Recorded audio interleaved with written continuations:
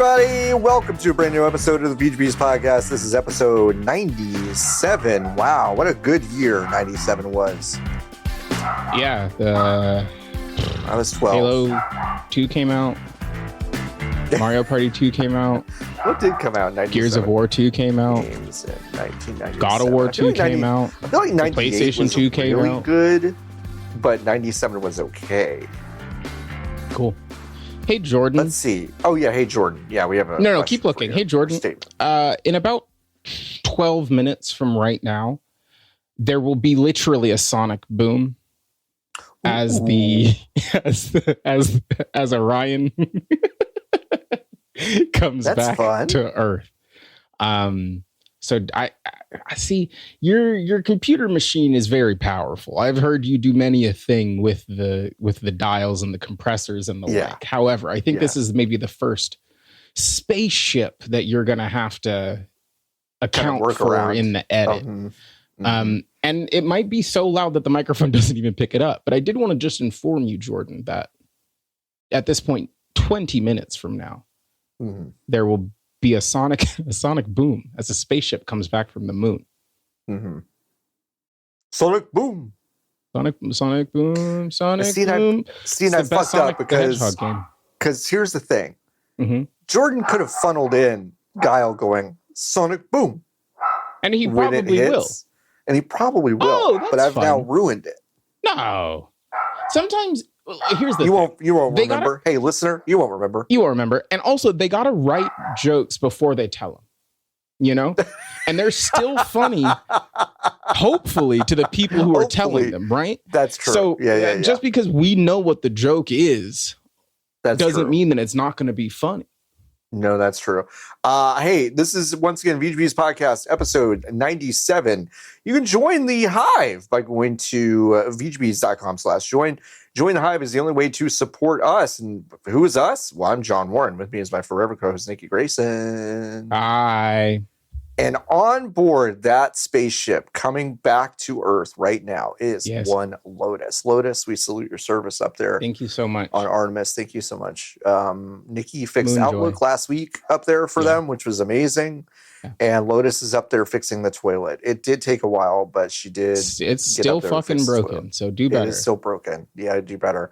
Niki, name one game that came out in 1997. I'm going to say Mario Party 1. Mario Party 1 did not come out that. Wait. Nope, that's not where I want that. Mario Party. No, I don't think it came out then. I think it came out a year later. Let me tell you one game that did come out, though. It's Sid Meier's Gettysburg. Huh? Gun to my fucking skull. I would tell you that this game was made up when I just read the name and I'm looking at the box art. But is it just an RTS except it's just Gettysburg? Yeah. Huh. That's it. Do you think Sid Meier and Ken Burns have met? It's a really, really delicious question. I don't know. I hope that's a good so. question, though. Do you think do you think of them as kind of analogs? Yes, I do. Like Super Ken duper. Burns and Sid Meier are the two. Okay. Yeah. Okay. Because Sid's name was on a bunch of shit. It was on a bunch of shit. Yeah. But I feel like they serve basically the same purpose for their respective medium. Like, so Ken Burns' baseball is like Sid Meier's Gettysburg to you. Yeah. Okay. Yeah, I think so. Okay. What else has Sid been up to? Is he dead? Sid? Ooh, that's a really good question. No, he's 72. Meier is still alive. Still alive. From Sarnia, Ontario. Canadian. Went to the University of Michigan. Okay, Sid Meier's got... Go Blue. Congrats on your NCAA tourney victory. That's true. He was integral. He's a booster. So Sid Meier's got Pirates. He's got Railroad Tycoon. He's got Civ 1. And then he's got a game called Colonization. He went from... So he did Railroad Tycoon, Civilization, Pirates That Gold, someone colonization. tugged on Sig. Someone tugged on his shirt and said, like, maybe we don't make colonization like stick, huh? Yeah. That's really funny. Civ came out in 91. Civ 2 came out in 96. The following year, he did Magic the Gathering and Gettysburg. Now, John, you did bury the lead here. Did it's Gettysburg. It's Gettysburg! Exclamation point. Yeah, no. You're so right. But also something that I've never really noticed. It's also Sid Meier's Pirates. Yeah, and it's Sid Meier's Railroads. There's an exclamation point in some of these. But it's not Sid Meier's Civilization. No, it's just Sid Meier's Civilization. Right. Mm-hmm. That sucks. They should go back. That does suck. That does suck. Do you want to tell me what his first game was? Yeah. I mean, I'm looking at. Oh, my mouse died. Mm-hmm. His first game was. I'm scrolling. Bank Game 1. Bank Game 1. The next one was called Bank Game 2. Actually, honestly, his first 4 bangers. Bank Game 1, all in the same year. Bank Game 1, Bank Game 2. Yep. Sorry, we got to read the notes on them because I didn't even go to the right in the table. They're really good. Yep. Bank Game 1, here's the plot. Meier was paid to make a game for a bank with a piggy bank catching falling coins. Bank Game 2. In Meier's second bank game, the goal was to cross the road to the bank. Then he released Space Invaders. Wait, hold on, wait. Do you think Bank Game 2 was just like Frogger, but with bank? It had to have been. Okay, now the third game you were saying is called Space Invaders, written in assembly, and a local store bought 5 or 10 copies. That's fucking awesome. That is like a local store bought 5 or 10 copies. That's awesome. There's no in between. They either bought 4 or they either bought 5 or they bought 10. There's no in between. They did not buy 6, 7, 8, 9, 4, 11. They bought 5 or 10 copies. Or 10. And that's it. That's all you got to know. Written in assembly. And what's the fourth one? Faux Pac-Man. Mm-hmm. Which is a Pac-Man ripoff developed as training and shared with the users group. Incredible. Now, he also made Red Storm Rising, which is based on a novel by other... Oh, shit. I know. Other kind of dude who puts his name on fucking everything. It's Tom Clancy. Photo of Tom Clancy. And Sid Meier. They gotta be together somewhere. Images. Hey, fuck. They gotta make a mouse. Well, I just invented. They gotta make a mouse that works better. Well, I was gonna say they gotta invent a mouse where you put it on a thing and it always is charged.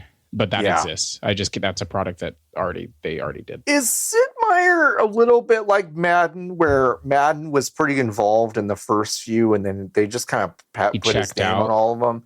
Because I don't see his name on. Well, irony of ironies. I was about to say I don't see his name on the game that his name is on, but I mean on the credits. Yeah. I don't see him in there. I wonder if his last one was Sid Meier's Railroads? Sid Meier's Wikipedia says Railroads. When Take-Two shut down PopTop Software and folded it into Firaxis, Meier once again became responsible for the Railroad Tycoon series. This is billed as the sequel to Railroad Tycoon 3. I love the sentence. What a great sentence.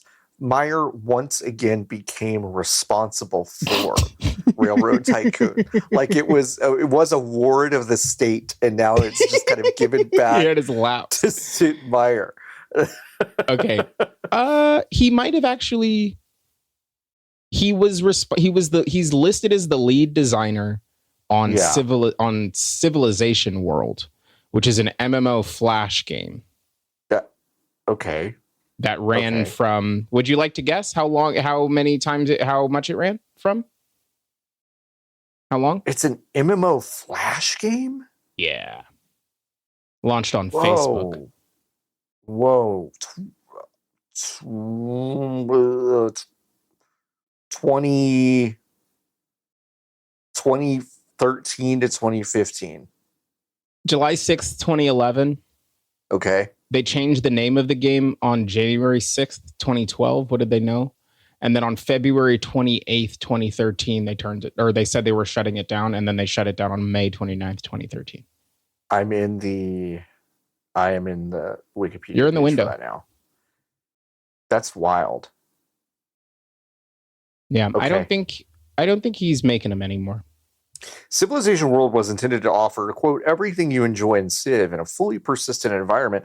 You can play as much as you like whenever you like, and it'll be free to play. And you know what? It'll just be free to play. It'll just be free. It'll just be free. The game servers crashed about 6 minutes after that announced time. Because everybody was so fucking horny on May 29th. To be on Facebook.com to play Civ World.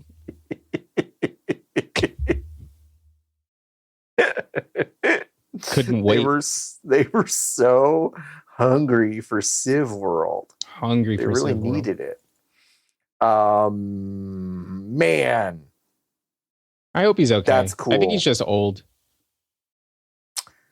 Niki, before we get into other video games, do you have a soundbite about the video that's been going around about about that couple at the Pacers game? Oh, yeah, it sounds like a lot of people have never been in a good relationship before. It's so crazy to me. It makes me feel so insane. So if you haven't seen it, I'll pull up wait, this is crucial. Wait, whoa. What do you mean by that? I think being in a good relationship is being able. It's for both it's people. Being able to do what she did. Yes, and also being able to have whatever the fuck the guy was saying. She gave him all of the runway that he needed to complete 100%. His you idea. On the same page. She gave him a beat and was like, "What the fuck are you talking about?" Great. And then in the clip, you can watch him be like, "Damn, you're right. You're right." No, I totally agree with you. I thought we'd be on the same page about this, but I was like, I don't want to just assume. All right. Brian Woodrum, our director Todd Kinsey. Well, folks, we will describe this in a moment. Especially when we come to the New York area with how many Pacers fans are here in Knicks and Nets country. No doubt about it. I think God, no, this is good. It's one of my, I don't know how to explain. It's one of my favorite videos. All this is two people who care about each other and are listening to each other when they talk. Yes. And one of them is like, I do not understand. Like, what are you saying? Yes. That's regular.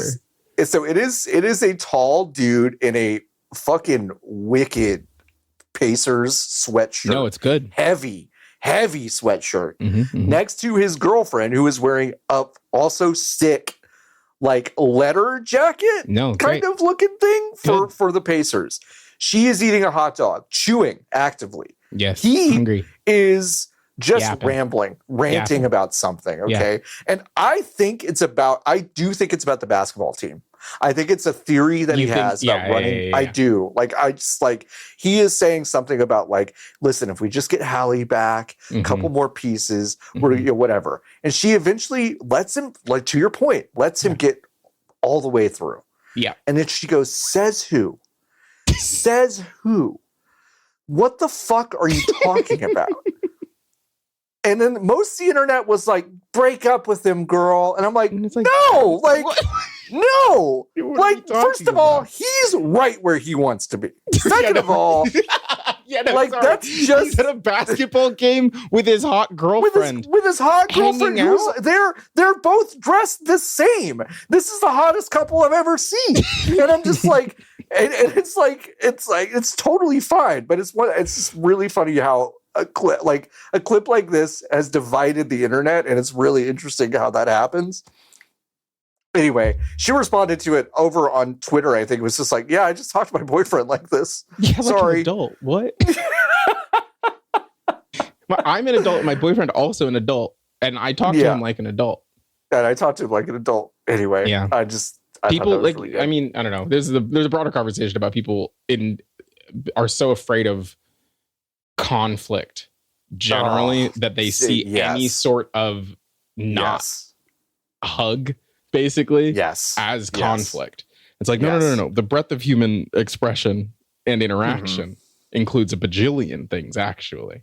Yeah. And things that sound or look like conflict for a conversation that you did not hear or see or were not in. No. And I haven't seen it, but like I'm sure John Boy has fucking has done read the lip whole reading thing. I'm sure he has. I haven't seen it. I don't really care to. I want it to remain a mystery in my head. No, it's just their conversation. Right. It's their conversation. The funny part is that everything he is saying is completely indecipherable to a lip read, but every word she said is just so crystal clear. No, crystal clear. It's amazing. Hey, Phil. Hey, Phil. We're good, brother. Damn it. Hey, let's talk about video games.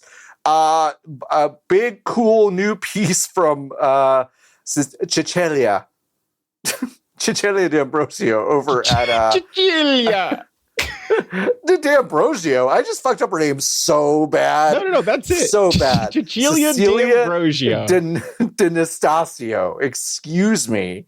I am so sorry. Over at Bloomberg.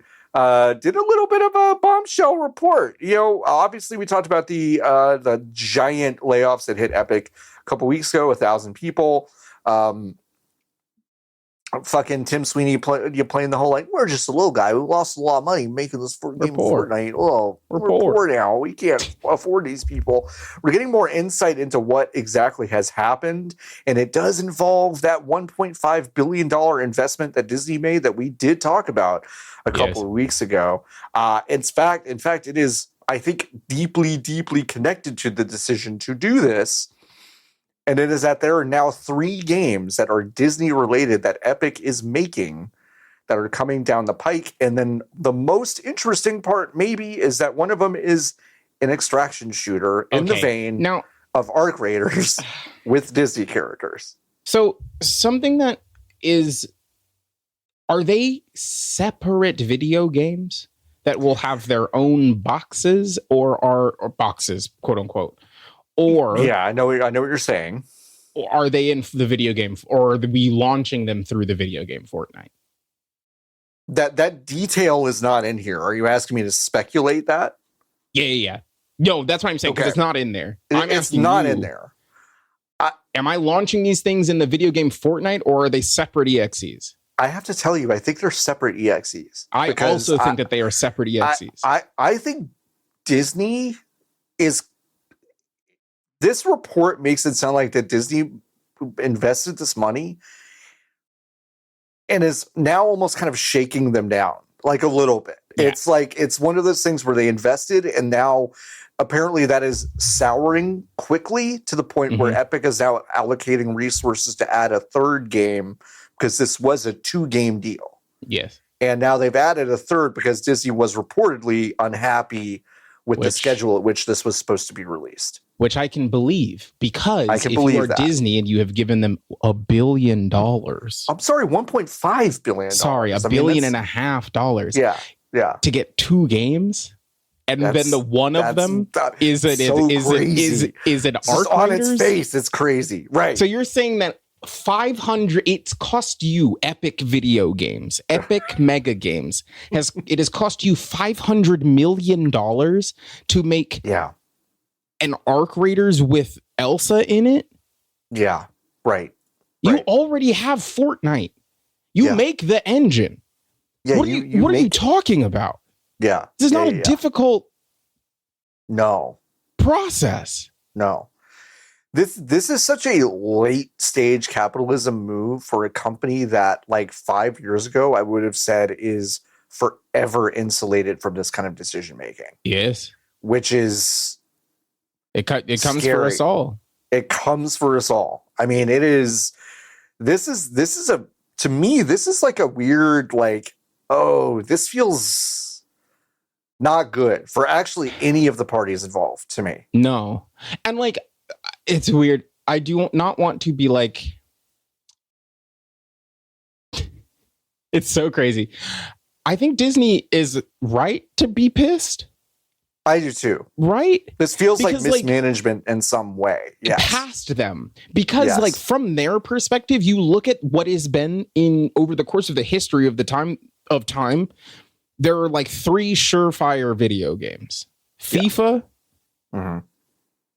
4. FIFA, Call of Duty, Madden, and Fortnite are maybe the 4 that I would be like, these are unassailable. Regardless of what happens, one of these will always come out or be out, and people will always play or be playing it. Yep. Being like, yeah, no, I think it makes sense probably to give the Fortnite company a big amount of money. Because they're gonna at least make a handful of video game experiences that will continue to make us, the Disney Corporation, money. Right. And then it has been quite a while relative to how much money they have been given. Right. To have them not. Like, what are we talking about? You know what's odd to me is like, do you think Fortnite's branding? I want to give Fortnite space for creating some original characters and places and ideas that like I think are worth like if I think of the pantheon of video game characters, like I do see some Fortnite on that giant mural. I think so too. Like I do see that, right? But is 1.5 billion enough to just go like, actually just all this shit's Disney now? Like Fortnite's the same, but it's just like it's all just Disney shit. Like because I go Epic making Arc Raiders doesn't make sense to me. It just doesn't make sense to me. Like Arc Raiders is out, and despite whatever you want to say about the AI shit and the company that made it and all that's like, it's got its hooks in a lot of normies and game people. It is really a really popular game. Yeah, extremely. And I don't know if Epic going, well, we made one of these and it's got Disney in it. Who is bailing on Arc Raiders to do that? To play the Disney one? A child? Yeah. Are they playing an extraction shooter? No. A game genre that is very adult in its friction, I would say. I don't understand the plan here. I really don't. And the only, again, and I think this is like we've said this on this show countless times, I'm sure. Sorry, I'm hearing a weird sound that I can't tell if it's happening. Boom. Right. None of it's getting picked up on your mic. They're 150,000 feet up in the air now, so they're closer. That's so sick. They're going like 30,000 miles an hour, and then they're going to hit the ocean. Crazy. They're going to hit the ocean at 20 miles an hour. Oh, hold on. I'm so sorry. No, it's okay. They're still alive. Was that it? No, that was the trash can. Okay, that was a trash truck. Okay. I also thought that was it. Trash truck. It's like it looks like you unmuted something and I immediately heard the trash truck. So it's really funny. Well, they're still alive, and that's huge because that's good. That's the huge. First time they did it, a lot of the heat shield came off, and they were like weird. So the reason they're going so fucking fast is because they have to come in at a way sharper angle, because the plan initially was to have them skip across the atmosphere and then go down, but then the process of doing it. Anyway, I don't hear shit. Okay. That means the boom maybe hasn't happened yet. Is it only happening over you, or is it happening? Yeah, because they're coming in west to east, ending up in San Diego. I'm so sorry. You may be listening to this podcast and you may be like, I want to hear them talk about Elsa. Yeah. Elsa shooting Hercules so bad and then finishing him off with a cool finisher, and then you run through Hercules' stuff so you can get the magic, the evil bad apple from Snow White, so you can put that in your pocket so you can throw it at fucking Winnie the Pooh. Like, I'm so sorry you're here for that, but also we did send 4 guys to the moon, and I was really scared when I woke up this morning because I was like, they're all gonna die because the heat shield's not going to work. The heat shield's gone. Sure. Yeah. Which is, I feel like something no one is talked about today and yesterday. I'm just kind of like, yeah, they're coming back, and not like they might fucking die. Even though it's been kind of, Yeah, I don't hear shit. Okay. But you can see the spaceship, and it's not in a million pieces. God, that's so sick. That's good. That's great. Okay. Anyway, I do not know who this video game is for, John. I don't. It's for No Disney. fucking They're clue. buying it, but like, and that's fair. But also, I do think that Disney probably went into it with the expectation that the fine folks legitimately at Epic, when at which point in the past had thousands more employees than it does now, we're going to figure out something to do with the $1.5 billion and not do what it seems to be, which is have the idea for the video game 8 months ago. So just go, so we're going to just make Arc Raiders with Disney stuff and it'll be out next November. And that was like 8 months ago. Question mark? And they said, okay. And so apparently we're going to get a Disney. Oh, they can hear they heard this. They can hear. Just went out, so your dogs can hear. Yeah, the dogs can hear. No Sonic Boom. I feel like I've been fucking robbed of an experience. I also feel like and then Jordo's been robbed of the experience. You know, we all have to listen really close. Jordan, can you just fucking do the sound effect anyway? Yeah, just do a sound effect anyway.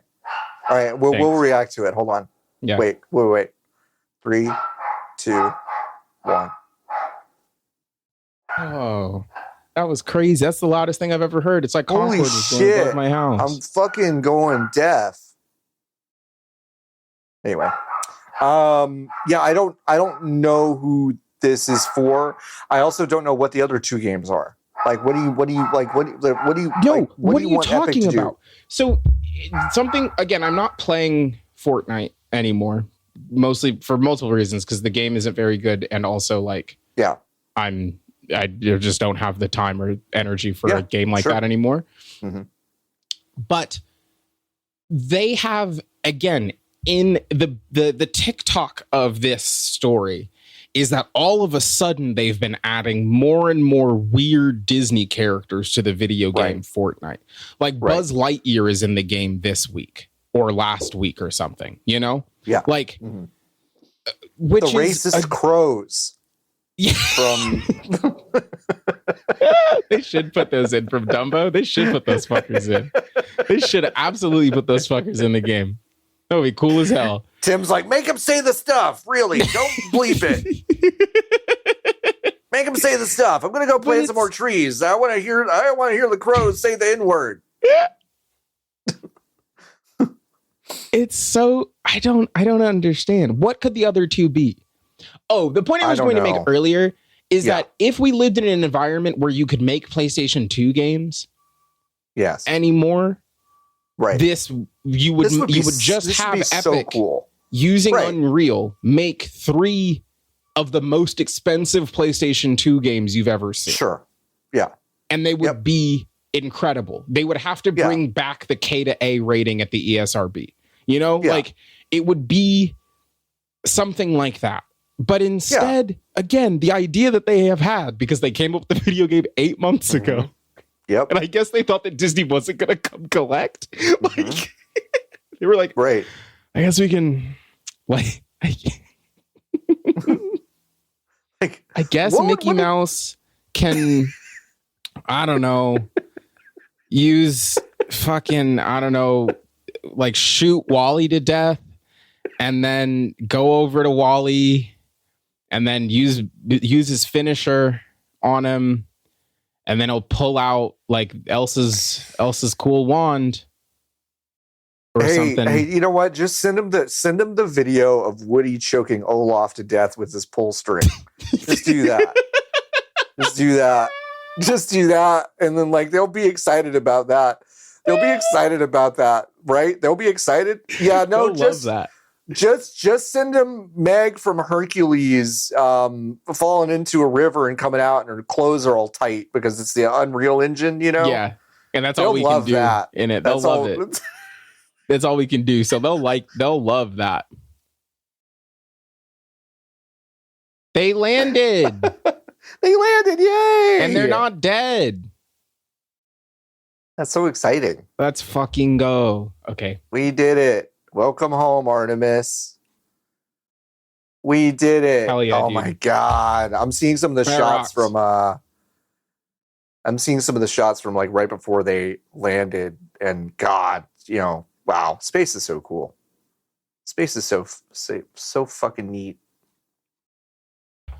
Cool that we this is a go up weird one there. because it's a really big story, but like honestly, the other side of it, right, is like What else is going on? there has not been a video game that I have been more excited for in quite a while than the Disney extraction shooter.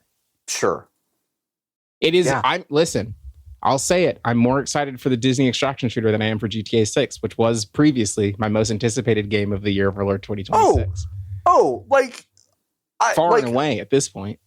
I don't know if this makes it to this year. Like, I don't know. Like, I don't think so. This was reported today as being out in November, and it is April 10th while we're recording this. And Grand Theft Auto 6 is still supposed to come out at some point. But do you think they think that because it's the kids' game, that if we put them, it's a Barbenheimer situation? But like, okay, but like, what do you mean it's a kids' game? No, exactly. John, because you're right. I'm just like, I don't hear our creators in Disney and I go kids game. I hear. I mean, should we try to do the design doc? Should we just try? Because core tenets of extraction shooter. Is it the teams of 3, or can you solo? Like, what are? I think that part. Yes, I think it's either teams of 3, or you can do duos or solos. Okay. You've got maps that are based on your favorite IPs. So you've got an Endor, you've got a Wakanda, you've got like a Magic Kingdom-esque. Yeah, definitely one. Magic Kingdom. Mm-hmm. Like, so that's the maps. But I'm just trying. You're right. Because critical to it is that guns. The gun part of it is critical, but also the other part of the extraction shooter that creates the stakes is that if you fuck up, you lose all your shit. So you're gonna be like, hates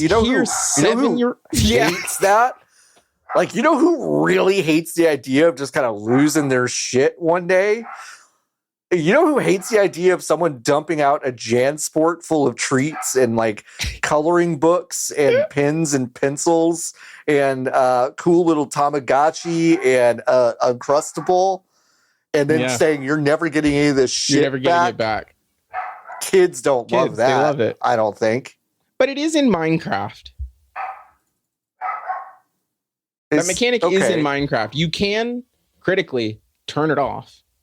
Yeah, I was about to say you can turn that off. You can turn keep inventory off. But if it's an extraction shooter, are you going to have the adults zone where the stakes are higher? Maybe. But that's nuts, because why wouldn't you just put an extraction shooter mode in your video game that you make, Fortnite? Yeah.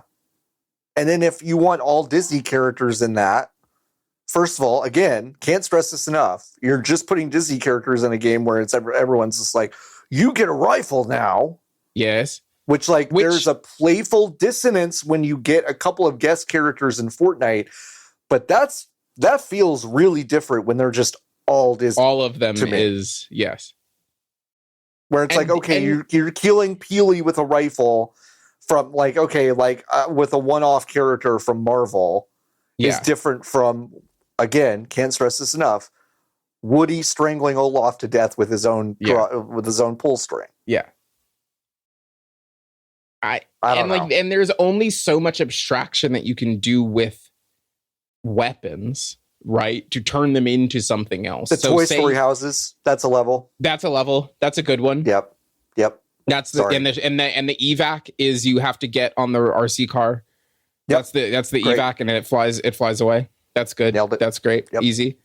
Bugs Life land, and then it's just grounded, right? It's just you're small, everything else is really big. Obsidian quaking in their boots. They're like, man, Bug's Life level. Oh. But like, yeah, I don't know what this. It's I don't know. It's so nuts that the solution that, like, again, no one had the foresight to be like, hey, Epic, can you spend, we gave you 1.5 billion American dollars. Billion. Can you spend 150 million of it on a 30-hour princesses RPG? Where we kind of do, it's an Oceans, but all of the Disney princesses are here. Amazing. And either you create your own Disney princess as the player, or you swap between each of the Disney princesses. Your own Disney princess? Are you fucking kidding me?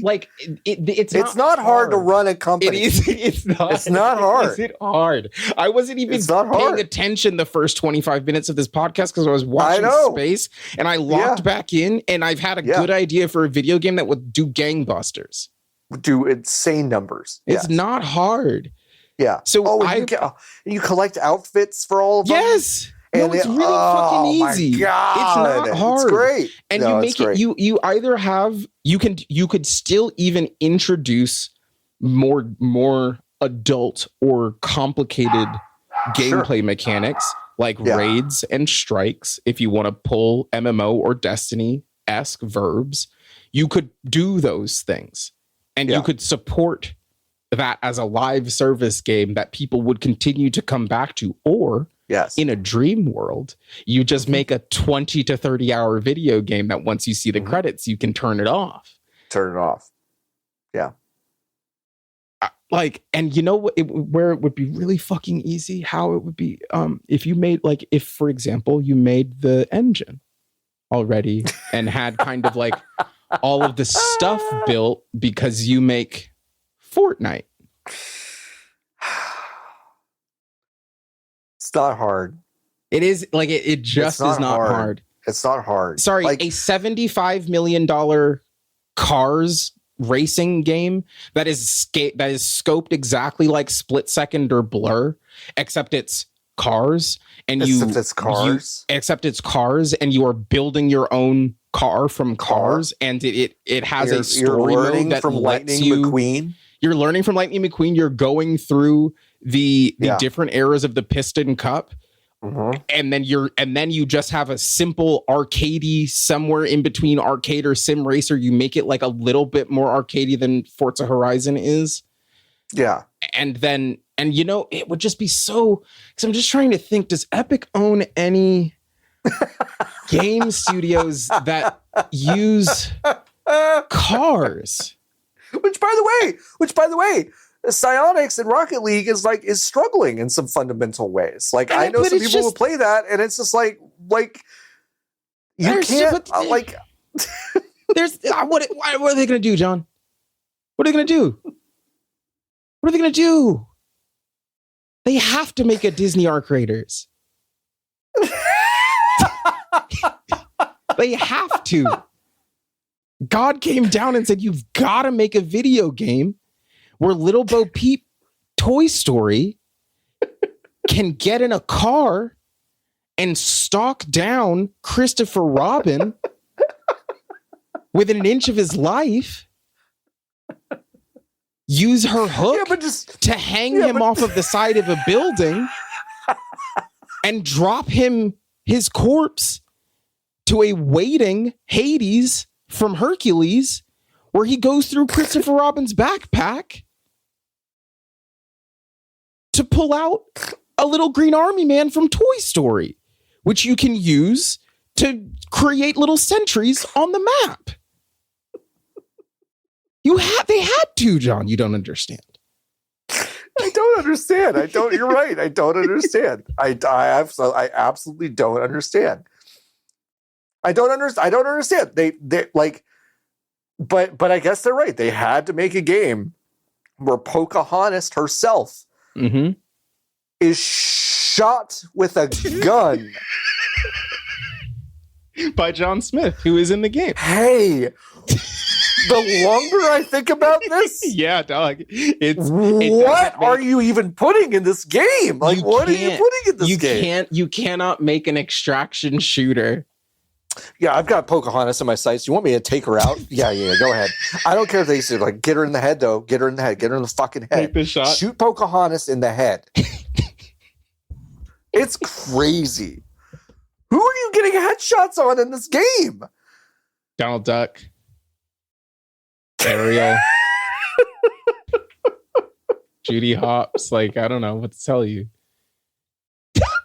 There's a Zootopia level. Oh, fuck. Take Piglet out. We gotta take Piglet out. Eeyore is low. Eeyore is 1. Eeyore is cracked. Eeyore is cracked. Please? Eeyore is cracked. They all have specific voice lines. Focus, Eeyore. When they all have specific voice lines when they encounter the corpse of one of their fallen. Oh, bother. When Winnie the Pooh sees like a slain Tigger on the battlefield. I don't like. I read this article a few times, and Mei Li from Turning Red is bleeding out. Don't think about that one too hard, but Mei Li from Turning Red is bleeding out. She's about to use her ult and turn into the panda, run away, move away, move back. Move back. Like, what are you fucking talking about? Actually, unload until she's dead. Go ahead. I don't get it. And by the way, a tidbit that I think she had 15 tampons? Do you need some? I'm full up. I have enough tampons on me, but if you need some... do you have any shells? Oh, you've got shells? Okay. If we go over to the water zone, we can see if we can talk to Flounder, and he might give us some perks that we might need. And then we'll try to exfil. We'll try to John DiMaggio voices Sebastian the Crab with Wakka's voice from Final Fantasy X. Holy shit! By the way, this article did feature a tidbit that I like. Maybe it's been reported before, but I've been curious about it. Is that Tim Sweeney, who conveniently makes a lot of statements after a big layoff or whatever, and he's always says some dumb shit. He is deeply involved in day-to-day operations still. Yes. So, smartest man alive. I mean, he's got his finger on the fucking pulse. And he can say whatever he wants about Google. So Jesus Christ. Like, by the way, the game was, Niki, in this detail might actually like hold on to something while I read this. Okay. In early playtests, testers said the game felt unoriginal. Interesting. That's really interesting. And it's unoriginal. And here's the thing. It is unoriginal because the cool ideas we've had, obviously Disney won't let happen. So they had to sand every single edge off of it that I'm sure feels like a bad Fortnite mode. Yeah. But I do wonder, like, I think the other part of this that I am deeply curious about, because, again, 3 games, right? And the other 2 won't probably won't be interesting. Which, again, 3 games at just a perceived budget, external, like outside looking in, $500 million per game. Yes. Yeah. I don't know if they can make a video game that feels good anymore. Epic? Like, I need to be very clear. I'm not saying Fortnite feels bad to play. Sure. But it feels very specific to Fortnite. Yes, and because they have not made any fucking video games anything else since Fortnite, which is just such an unbelievable own goal to be like, well, we have our infamous money printing machine that we talk about here on the VGB's show every freaking week. Yeah. Should we use it to empower the people that we have here to maybe make little 15-hour games that don't require them to make any kind of money because we have the money printing machine. And also like ingratiate other people to our brand that may not like the game Fortnite that much or have a live service game. Yeah, and then we can perhaps take the learnings from these smaller games because we've let the teams go out and build other stuff, that if they come back to Fortnite after working on those games with new ideas and things that they could integrate into the money printing machine. Yeah. Seems like it's a great way to make the funnel bigger to me personally. Yes. Mm-hmm. But instead they were like, no, let's just keep we've got the one, I think. Next few years. Yeah. We've got the one. Like I want to, I mean, I don't want to give them grace, okay, because it's a company and they don't deserve grace, okay. But so take this with a grain of salt. But like, when you make a game that becomes so big, the market is telling you it can be its own kind of platform. Mm-hmm. That has to fuck with your brain. Like it has to fuck with it. Like I do understand in some ways, but you do have to like when someone like when you get into that room with presumably the other intelligent people that helped get you to that point. Yes. Y'all have got to fucking step back and go, what else are we doing? Because there's a creative stagnation issue here that is so like clear when you talk about a video game company that if I got into a room and I pitched, hey guys, we're going to make and update the same thing for the next 12 years and do nothing else. Mm-hmm. I don't think anybody in that room would be like, oh, word, great, cool, sounds good. Like EA, for all of their infinite problems, they still do make other diversify. They do have other video games, right? Like they diversify. They have published all 3 of the Hazelight games, right? Yes. And like those are not big budget projects, and the learnings from those things do not like have direct effects on Madden, right? Like that's not how those things work. But like EA did publish Split Fiction. That is an EA game. Yep. And many people who do not play EA video games played Split Fiction. They played It Takes Two. It also, John, is such an exercise in hubris because the narrative rewriting that you have to do on the video game Fortnite to treat it as that its existence is your doing and a success of explicitly you is so crazy, considering when the game came out, it fucking sucked. Yeah, and nobody liked it because it was not a good video game. The only guy that liked it was a weird British guy in Australia that made a website called Storm Shield 1. It was the only person. The only guy who liked it. That's it. And there was a different other game that you lifted the core conceit wholesale for, and then you put it in your video game. In your video game, yes. And then that's the only reason why. And then it also is ignorant, right, of the secondary fact that the cultural cachet of the video game is also not on them. Yeah, it is reliant on Twitch and like 2 streams that Drake and Ninja did in 2018 and 19. Do you remember that? Do you remember? I do. I was in New York that stream. I watched that whole thing. Yeah. But I was in New York when that happened, and I was like, this does feel important, but it does not feel like it is happening on the merit of the video game Fortnite. It just feels like it is happening, and Fortnite happens to be the thing. Decided to be streaming that game. Correct. Yes. So yes, like you said, to be in an environment where you have more money than God, and you are sitting in the boardroom, and you're like, should we make another video game?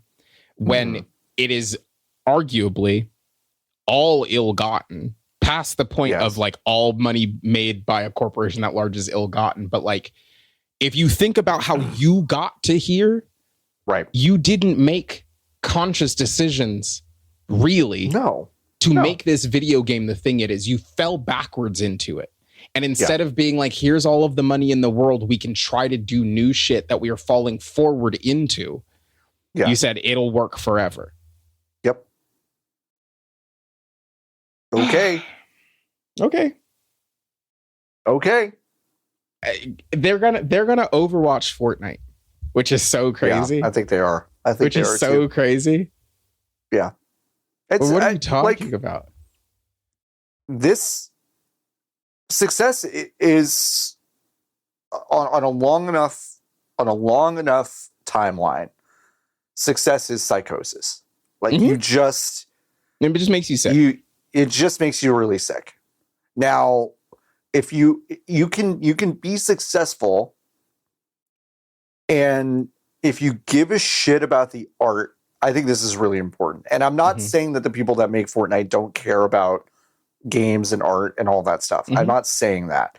But as like a top line like concept, yes. I don't think Fortnite cares about its artistic place in the world, just like as a product. And it has not since that first E3 trailer when they introduced the game as something entirely fucking different. Yes.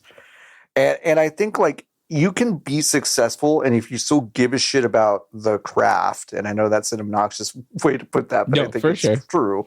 If you give a shit about the craft, I think you can take a step back from your own success and go, okay, woo, that was cool. What worked about that was neat, great. I am interested in exercising this muscle for the sake of exercising this muscle. I like doing it. It is fun. It is interesting. I have more things to say about the world. You could do that. But if you're like, success is the actual destination, then it makes you so sick that you can't fucking understand anything. Yeah.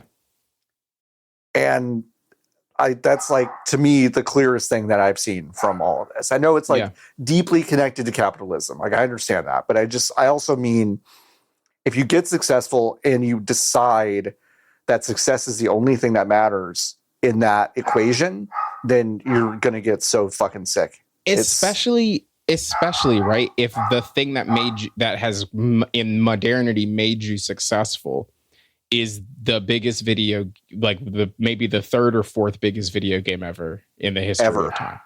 Right. Yep. You just like to assume and think and feel that you can either keep fucking the chicken forever or do it again. Yeah. It's just hubris. Like there's no other word for it. Do it again is way funnier. But yes. both are just like so silly to think. And like they have not even given, and that's the thing, right? The thinking is so flawed that they did not even give themselves the opportunity to do it again. Yeah, right. Yes. Yeah. And it's like, why would you not give yourselves the opportunity to release a game that is fucking bad and then turn it into something that people like? Right. Especially when it comes at basically no cost to you. None. Because the money printing machine is free right now. You don't have to do anything. Disney is calling you to give you $1.5 billion. Yes. They called you. They were more interested in keeping that relationship like Epic. Like, just listen to me. Like, I think Sam Altman is a fucking psychopath, and that Gen AI is the worst thing in the world. But they looked at the calculus and said, we actually trust Epic with our money more than the guy who is as good as anybody in the history of mankind at swindling people out of their money. Yeah. Which, like, good for Disney, I guess. But it's like, again, as we established, I think last week, like, or 2 weeks ago, like, it's not a victory for them. They still were going to make that investment when OpenAI was like, oh, Sora is fucking toast. But it's like, I don't know. It's like, again, it's psychosis. It's just like, you can't, you're not making decisions for yourself in any meaningful way that make any sort of sense. The Arc Raiders of it all is just kind of like a cherry on top. Yes, it is just a testament to how, and not because the people making the video game are creatively bereft, but the people managing them are creatively bereft. That they cannot come up with an idea bigger than. So we get Quasimodo, and let's see, who else can we get? Let me pull up a quick list of Disney characters. Disney characters. You get Quasimodo, you get Stitch, and Peter Pan. They're all on a team together, okay? And you've got to run through the Matterhorn, okay? And at the top of the Matterhorn, that's right, Darth Vader. Okay. He's an on-map boss, and you do have to shoot Darth Vader to death. But who's that coming around the corner? It's all 101 Dalmatians, and they maul you to death, killing you and your squad. Yeah, but no, wait, but not before taking out 74 of them. No. You kill 74 of them. There are just puppies now, John, strewn across the battlefield. Here's the fucking thing. Mm-hmm. A cool video game would allow there to be 200 people in the lobby at the same time. Yes. And 101 of them can each decide to be one of the Dalmatians. Oh, that would be so amazing. Oh my God. Everyone's scrambling for Lucky. They're like, oh, I got him. Are each and of then the you drop and you immediately get headshotted. Oh, wait, are each of the what? The dwarves their own character? Yes, they're all their own character. Or can you drop into a 7-person squad where each of you is one of the dwarves? Like, see, wow, like they're like limited inventory because there's 7 of them, but it's like, it's not gonna be this fucking good. It's not gonna be that. No, it won't. No, it won't. It won't. It won't. It won't. It won't. Honestly, at this point, we've gotten to the point. I'm sure Mickey is never gonna be in Fortnite, but like giving Buzz Lightyear a real gun feels to me a little bit like whatever at this point from Disney. No, that's fine. Yeah. I don't think that Disney would be if we brought this idea to them and we were like, no, it's a 7-person squad and each person is one of the dwarves and they all like there's interplay between their ability sets that keeps them all together. And then if like in Marvel Rivals style, and then if you have a Snow White, you all get a buff. Or if you encounter a Snow White, you all get a buff, right? And if Snow White goes down, then you like lose the ability to lose talk to each other or something. Whatever, blah. Right.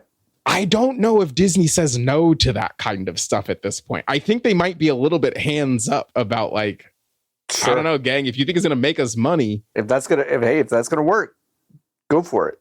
Yeah. Yeah. It's not like, but it's you're gonna make Woody and the human child the same hitbox size on this thing. Yes. And you're going to be able to shoot the child in the head with a gun. Yeah. What do you mean it's like Arc Raiders with Disney characters? What do you mean? Because listen, if it's just Star Wars and Marvel, that doesn't That's count. not it. That's not it. Now, I will say that could be a cool video game, but Star Wars versus Marvel? Sure, but then you do just get into a world where then that is the only way I can see it being derivative. But like the way I can see it being derivative is, okay, let's use the ones that can for sure use guns, which is the Marvel characters and the Star Wars characters. Yes. And we make all of the guns Marvel and Star Wars guns and give them all shields and swords as we see fit. Yes. And but that's it. But yes, and then to those people's credit, that game does sound fucking boring. Yep. But it does sound fucking boring. It does sound boring. Like the appeal of it, right, is that you get, from Epic's perspective, I don't even know if it's from Disney's perspective, is that you get the image of Captain America on a land speeder. Right. Sure. Going through Endor before he gets taken out by Han Solo. Like that, and that's cool in the trailer. Yep. Yeah, Black Panther stalking Boba Fett or whatever. Yes. It's like it's like sure. But I'm bored. I'm deeply bored. It's boring. Yeah, I mean, yeah. Especially when you could have made 15 PlayStation 2 games. Right. 15 $100 million PlayStation 2 games. Yeah. And I know this is like, you know, I don't know whose problem this is really, but it's like Kingdom Hearts 4 is still coming out at some point, which is an Unreal game. Yes. That is just Disney shit with some other shit, which is an awful lot like Fortnite's ethos, really. Yeah. So I don't know. I just am like, I don't know. This is Best of luck to them.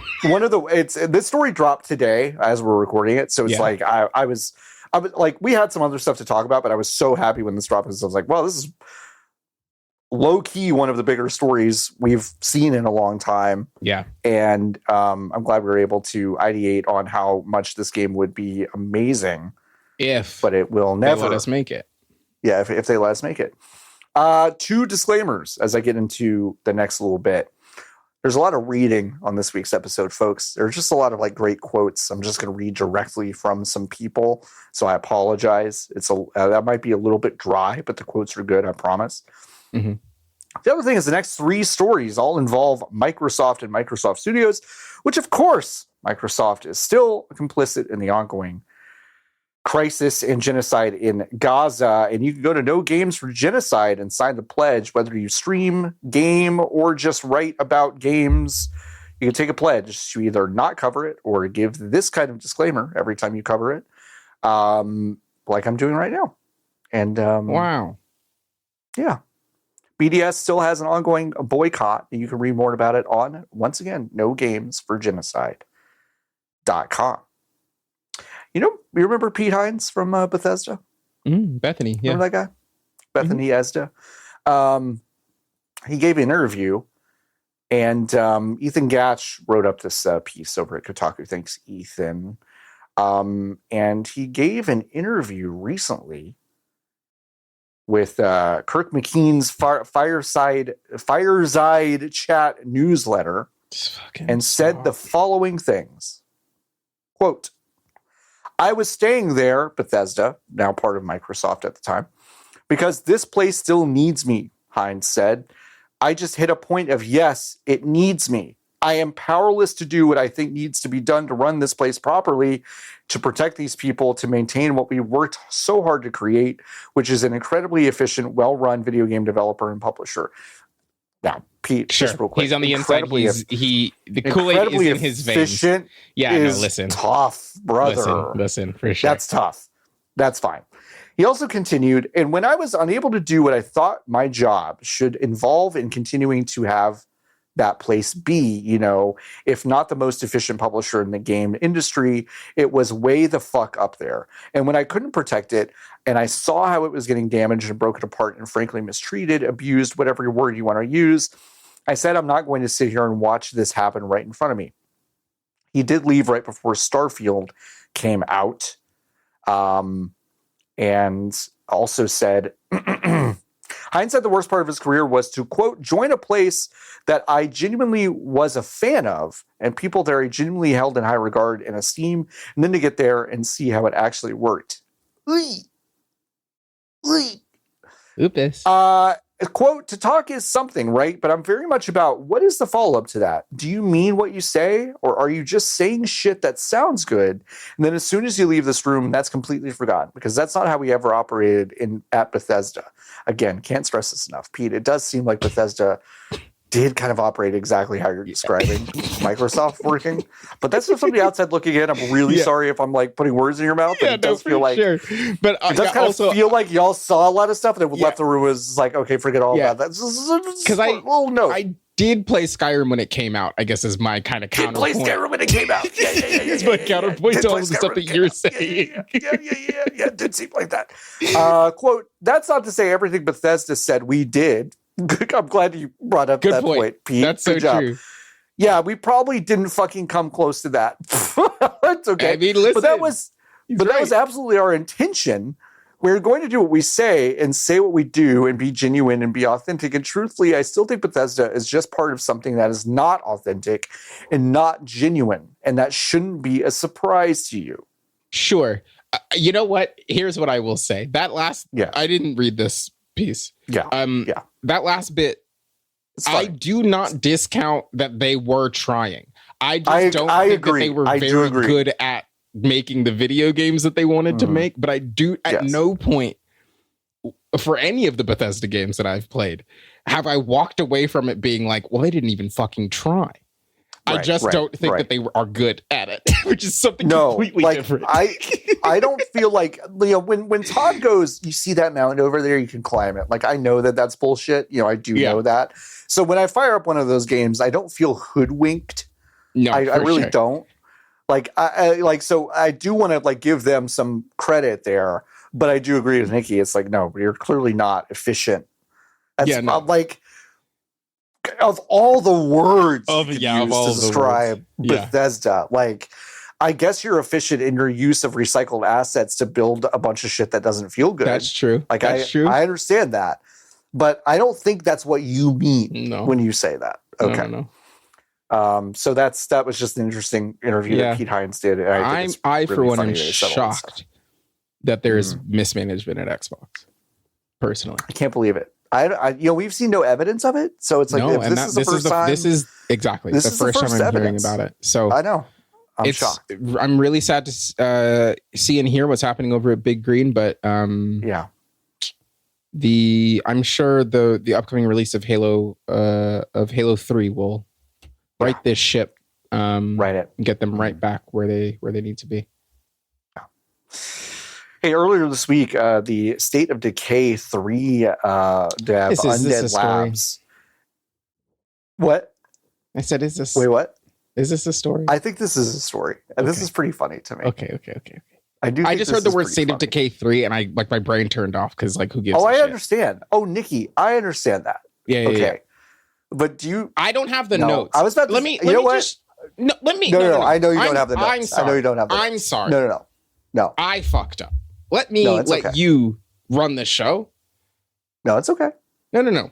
I fucked up. I let my prejudices against two bad video games come into our coverage here at the VGP's podcast. And for that audience, never John, again. Okay. Listener, I'm really sorry. I'm really sorry. Okay, and I promise that I will not let my preconceived notions about two video games that I have played quite a bit of and fucking suck kind of affect the ways that I talk about these news stories as they come up. So there's a third one of these games coming out from Undead Labs. Okay, I can't wait. Okay, do you remember when it was announced? Yeah, like 10 years ago. It was 6 years ago. Okay, okay, with a trailer. Yes. Okay. Yeah. Okay. Niki. Uh-huh. Studio head Philip Holt. Said. So that trailer, there really wasn't a game or a game team when we were working on that trailer. It was really early. There were 4 or 5 people. The game was actually just in a Word document. It was really the very beginning of the software. The trailer was done by Blur, and it was all pre-rendered. It represented, I think, a concept, our thoughts at the time, what might be cool to explore in State of Decay 3. And as we've had a chance to build a team and get going on the game, some of those elements I think are going to persist in the game that we deliver, and some of things just aren't. We're not doing zombie animals. This game was in a Word document when they paid a studio to make a trailer to announce a game. And I read this and I was like, actually, this is the news story of the week. This is my favorite thing that I've read in a very long time. Fucking rocks.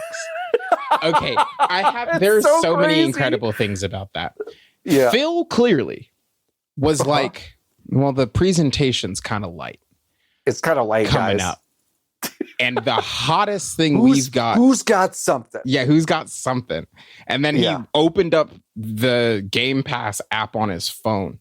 And the first thing that the algorithm fed him was State of Decay 2. And he said, give me a third one. Damn. We're going to say there's a third one. And everyone was like, I don't even know if we have Undead's number right now. Right, yeah. Just call Blur and have them put the logo on it. I do have a Word doc that just says State of Decay 3. Ship it. Ship it. Get Blur on the phone. Get him on the phone and make a trailer. The second incredible part of this. Yeah. It's been 6 years. 6 years. Great. Let's put that out of the room. Mm-hmm. And the way that he's talking about it says that we are just now getting a team together about it. Yeah. Yep. What do you mean you can't put zombie animals in it? The game is one step further along than Word document. What do you mean we're not putting zombie animals in it? Why would you come out? The beautiful thing about the trailer, right, is that even because the video game doesn't fucking exist, you could be like, well, there's a zombie rat or whatever, zombie bear in the trailer. So I guess we could, that seems like we could just put that in the slam dunk. Game. Absolutely. Why would you be like, no, I don't think we're going to go in that direction. Not going to be able to do that. Not going to do that. That's so funny. Those games are so bad. Have you played them? I played a little of the first one. They're not good. They really aren't. And I think something that, like, no shade to that team. Like, that's ideas, not for me. The ideas, I think for a period of time that the game was for me. Yeah. But I think the ideas were so far past their mastery of the tech, which is weird because the game was not having particularly large ideas. Right. Like, it just was kind of like a weird base builder, and you would go around and there would be zombies on the map. Like, it was not a particularly complex or complicated game. Right. And it never quite felt like they had the chops to do it. And it was also just deeply uninteresting. Like, the story that was being told was like, damn, can you imagine? There's a zombie apocalypse. Shit, man. Can you believe it? Can you believe it? There's zombies. And now we have to rebuild. It's like, yeah. Okay, yeah. Okay. Sure. Seems pretty tried and fucking true at this point. Yep. Anyway. Yeah. Playtest begins soon, I guess, for that. So sure it does. Sure they do. There you go. Sure they do. Next story, also involving a Microsoft studio, Glenn Israel, who was, of course, an art director over at 343. Is that the one that was like a reckoning is coming for all those who spoke ill against me on LinkedIn after he left? Okay. Yep. Do you want to know what he said? What did he say? He's written a 2-part LinkedIn post. I can't bulleted. Wait. Okay. I am just gonna read. Like it's just a lot. It's just a lot. Okay. Sorry, I can't wait to tell my kids that when after we went to the moon for the first time, and as they were opening the hatch, John Warren, your uncle, was reading to me a screed from a man who got fired from the company that used to make Halo. Anyway, please. All right. I'm going to be an uncle. That's really exciting. Yeah, it's exciting for you. I'm excited. Under the revised code of Washington, Title 49, Chapter 44, Section 211, I allege the following. These are bullet points. Wait, is that the first sentence? Is citing a legal line? Yes. Oh, brother. Okay. Get ready. That between January 2024 and June 2025, I witnessed firsthand or was personally subjected to numerous unethical and or unlawful acts committed by senior Halo Studios representatives, including but not limited to blacklisting, fraud, rampant favoritism, cronyism, manifesting as hiring and career growth interference, and multiple harassment campaigns designed to provoke the constructive discharge of unwanted employees otherwise in good standing. That after filing several documented complaints with Microsoft's Human Resources Department in June 2025, a senior global employee relations representative threatened retaliation on first contact and promised to quash any further investigation. That senior Halo representatives engaged in a 4-day-long act of harassment intended to manufacture a cause for my termination in July 2025. That the aforementioned GER representative supervisor of Microsoft's business conduct and compliance department were provided daily visibility and failed to take any appropriate disruptive action, include during the act, nor punitive action afterward. That complaints escalated to BRI and Microsoft's workplace investigation team were reported closed by the aforementioned with a hyphen in it, Great. GER representative, when in fact they had been returned as, quote, out of scope. That in August 2025, the catastrophic mismanagement of Halo campaign Evolved created an opportunity for senior Halo Studios representatives to temporarily reassign the art team from my unannounced project and falsely characterize my role as, quote, redundant, a plainly retaliatory act. That in September 2025, a GER director promised to have this retaliation investigated and then disallowed any consideration of the original complaint, subsequent harassment, or actions taken by the GER representatives. That between June and October 2025, GER, BRI, and WIT failed to carry out even the most cursory investigation by refusing to interview primary witnesses cited in the original complaints. That between September and November 2025, Microsoft openly violated RCW 4912250 and has since made no attempt to meet its penalty obligation. Folks, that was only part one of Glenn Israel's LinkedIn post. Part two, given the number of people who have contacted me privately since my original post last October, I also strongly suspect the following. That Microsoft routinely contrives or otherwise exploits layoffs to rid itself of employees that have filed proper or effective complaints, thereby masking these retaliatory acts with a thin veneer of business justification. That organizations and investigations within Microsoft Human Resources umbrella are deliberately compartmentalized to obfuscate responsibility and create plausible deniability. Those of you who share or can substantiate, who can also share or substantiate these suspicions, please feel free to contact me privately as well. I know that our industry is in truly dire straits now. But as a matter of public interest, I cannot in good conscience recommend seeking employment at this organization or continuing there if you have any other option. Your effort and expertise are not respected. You are not fairly compensated. If you refuse to engage in political gamesmanship, your career will stall. If you object, you will be forced out.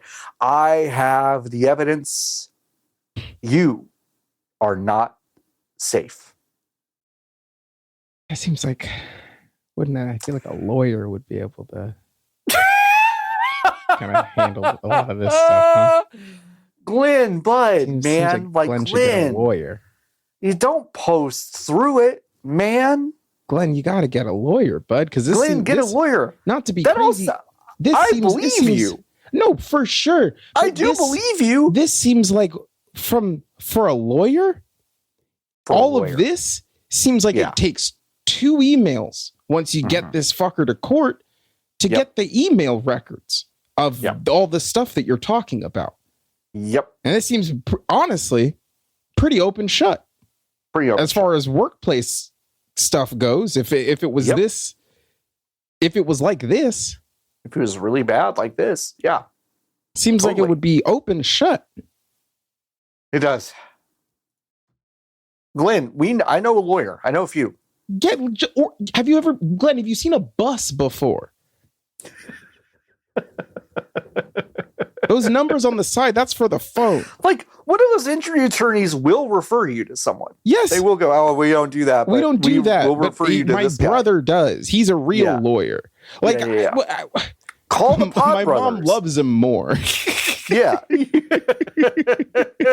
Yeah, the Pod Brothers, the ones that tell you to not talk to the cops, they absolutely know someone who'll sue Halo for you. Yeah, like, I know. Like, all of incredible, delightful, yummy, yummy. Yum, yum, yum, yum, yum. This seems... What? It's crazy.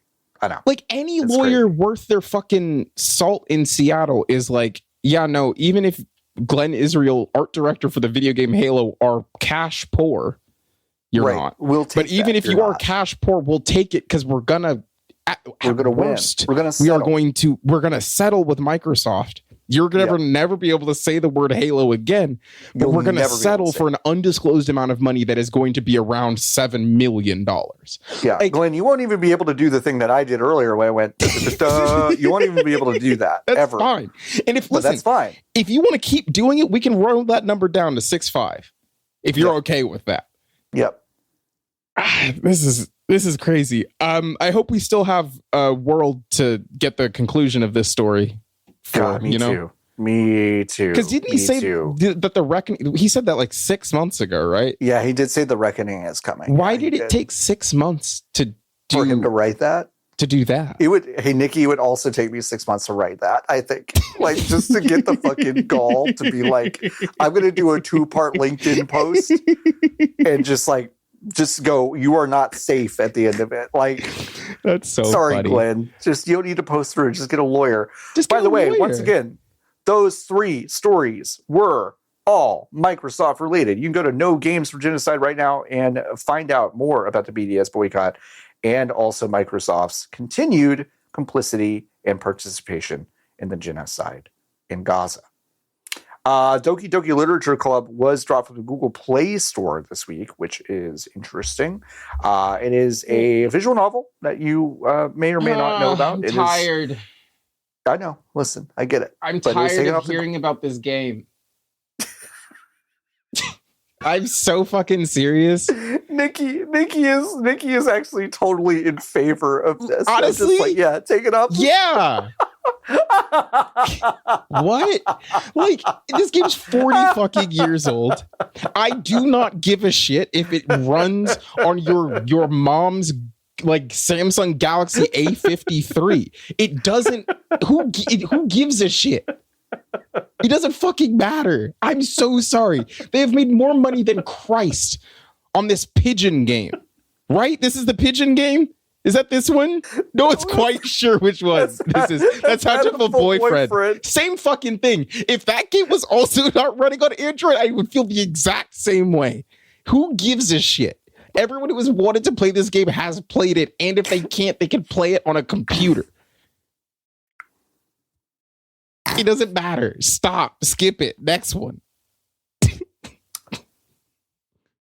It was taken off the store. I know. It violated it because it violated terms of service and it's just a depiction of sensitive themes. Whatever. So it's being censored and it's on a bunch of other platforms and it probably shouldn't have been censored. It is still on Steam. Obviously, yes. And it had 20,000 reviews on the Android version. So to your point, Niki, very popular game that is probably outlived its relevance to a large degree, right? Horses fucking opened this can up again for everybody.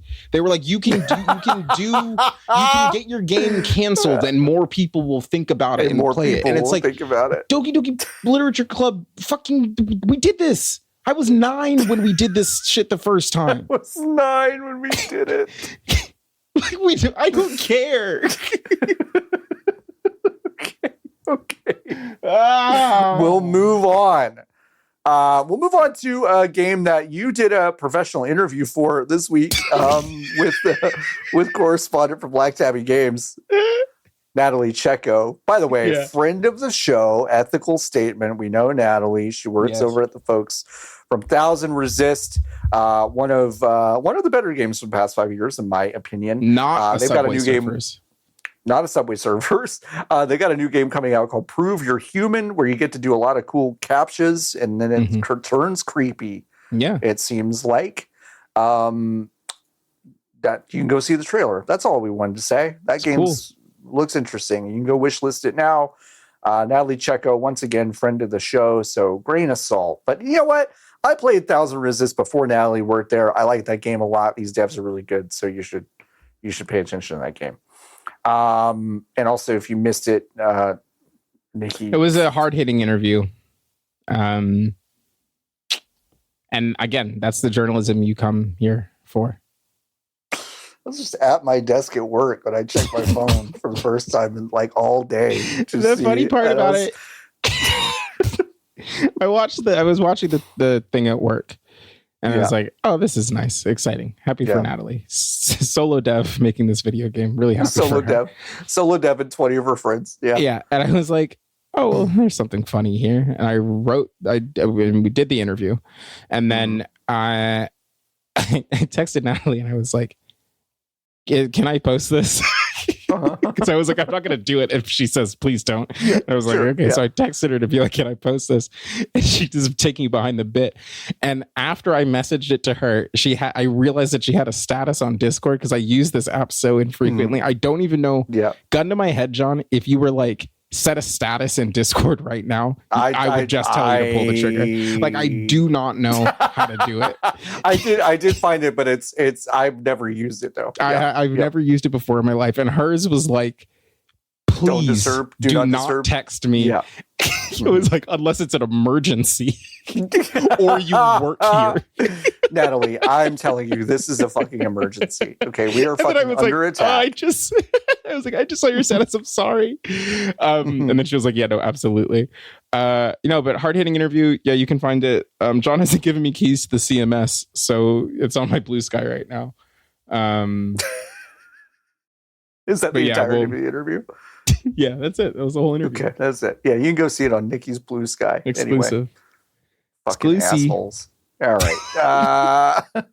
It's my second scoop in as many weeks. It's a big scoop. It's a big scoop. It's a big scoop that I'm washed. I get it.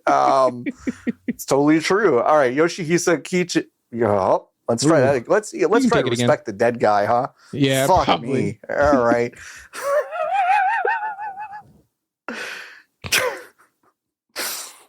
Yoshihisa Kishimoto, who is the co-creator of Double Dragon and River City Ransom, did pass away at the age of 64 this week, which is super sad. His son reported the news, and just a shout, River City Ransom, obviously a cult classic and a favorite of a lot of people's. I, Niki, have played and beaten with my mother co-op Double Dragon 2 roughly 30 to 35 That's great. times. Did you tell her? I've not told her yet. Do you think she's on a girls' trip with her friends, and you don't want to tell her that the Double Dragon guy passed away? I don't want to ruin her trip. You know. Do you think she will feel affected by it? I think she'll. Okay, we'll role play. You be me, and I'll be. All right. Let me call you. Hold on one second. Yeah. Ring, ring, ring, ring. Hello. I don't know what Bev sounds like. No, you're me. Oh. I thought I was Bev. No, how would you know what Bev would say in this situation? Okay, you're me. Okay. That's so fair. All right. That's so fair. Also, why would the phone is ringing on your end? Okay. Okay, sure. I'm hearing it, and you pick up. Why would I say hello? If I got listen, no, I'm saying your phone is ringing, so you pick it up and say hello. Okay, hello, ring, ring, ring. Hello, hi, baby. How are you? I'm Precious good. Angel. I'm doing podcasts. What's going on? All right. Nothing. I've got some bad news. Oh, okay. Do you remember when I was a young lad and you and I sat on the floor together and we played Double Dragon 2 in cooperative mode? Oh my gosh, of course. It's one of my favorite memories. Yeah, I also remember it fondly, and I talk about it on my podcast. The guy who made it died. Hello? Oh my God. Oh my God. Oh my God. No, she won't do that. Here's what she'll do. For real. She'll go, aw. Yeah. That's it. That's what she'll do. That makes sense. Anyway. She'll be a little bit sad about it. If I told her that Yuzo Koshiro died, who did all the soundtrack for Streets of Rage, she might actually be pretty sad. Okay, that's cool. So, I mean, that's cool. Yeah, that's cool. Something for Yuzo Koshiro to look forward to when he dies. That 70-something-year-old white woman from Dallas is going to be like pretty torn up about it. Yeah, pretty torn. By the way, I have to pull back the curtain. I did not read the story. I just read the headline, and now I'm going to try to understand it after posting it. Marvel Rivals will, quote, move beyond standard 6v6 PvP to become, quote, a comprehensive Marvel moving anime experience this year. What are we saying? What does that mean? What are you talking about? What's that mean? I mean, there's probably going to be PvE stuff. PvE. They're maybe they're gonna do what Overwatch said they were gonna do. Yeah. Are they gonna fucking hire a bunch of people? Because remember, they fired a lot of people after this game came out, and they just like had shit. They had characters, like the runway of characters, and then that's it. I don't know. I don't know. Marvel envisions a version of Rivals with hundreds of characters. Chen, one of the game directors, says, quote, with over 9,000 Marvel characters to draw from, we aren't worried about running out of options soon. Yeah, I mean, I don't think the options is the thing that I'm worried about for you. Problem. You know what I mean? Anyway, hey, wish Lotus was here. Talk about that. Yeah, cool or not cool. I think that game sucks. So the game sucks ass. So if it becomes something else, that's okay. Yeah, and again, whatever a moving anime experience is. The reason why I'm always asking for more of those, I think, and also the thing about anime is that it doesn't move, very famously. Yep. Yeah. I think the reason that everyone was so excited about Overwatch getting PvE when they said that it was going to get PvE was that because the 6v6 stuff was pretty stale, but they had the cast of characters that were on paper really interesting. So then writing a Blizzard story and that involved that fleshed out the world of the Overwatch characters sounded pretty good. Do I have particularly strong amounts of faith in the Marvel Rivals team to be able to tell any kind of story? No. Right. Even if the story is being lifted from the comic books, like I don't think there's anything there. They've tried to do a Marvel Avengers kind of game so many times at this point, and it hasn't worked once. So grafting it onto the back of a 6v6 team shooter seems ill-advised. You know who would probably be better suited to make this kind of video game? I'm going to go ahead and say Epic Games. If I just had to if I had to look left and right across the spectrum of the video game developers who might be good at. You can play the Disney hero shooter. You can play the Disney Battle Royale game. You can play the Disney extraction shooter. And there's a world, someone thinks, I don't know if it's Disney even, that thinks there is an audience for all of those. It's just him. At the same time. It's just him. And they also all cost $500 million. They all cost $500 million. It takes, not to be crazy, but I know. You can, sorry to be just back on this. I know. But you can, video games take less time to make the more people you put on. Yeah. Hey, ideally, yeah. Yeah, ideally, for sure. But at a company this at the scale of Epic, it seems like they should have all of those processes down because they support the biggest video game kind of currently going. Mm-hmm. Yeah. Mm-hmm. So a game that would take a smaller studio with less money 4 years conceivably could take you 2 years if you hire twice as many people to work on the video game, which I'm Totally bad love at the game. I'm real fucking bad at math. I think I could get a couple of video games out of $500 million personally. You know, some people on this call have gotten 3 out of 800,000 before. Like, so clearly, I know it's possible. Hey, I can't do that math like immediately. yeah. But it sounds like I could make like hundreds of games for $500 million. So, like, now are all of them going to be winners? No. But you know what? 3 of them might be. 3 of them might be, and that's literally all you need. That's how. Again, we just had this conversation. I guess we don't have to have it again. But that's how you got here.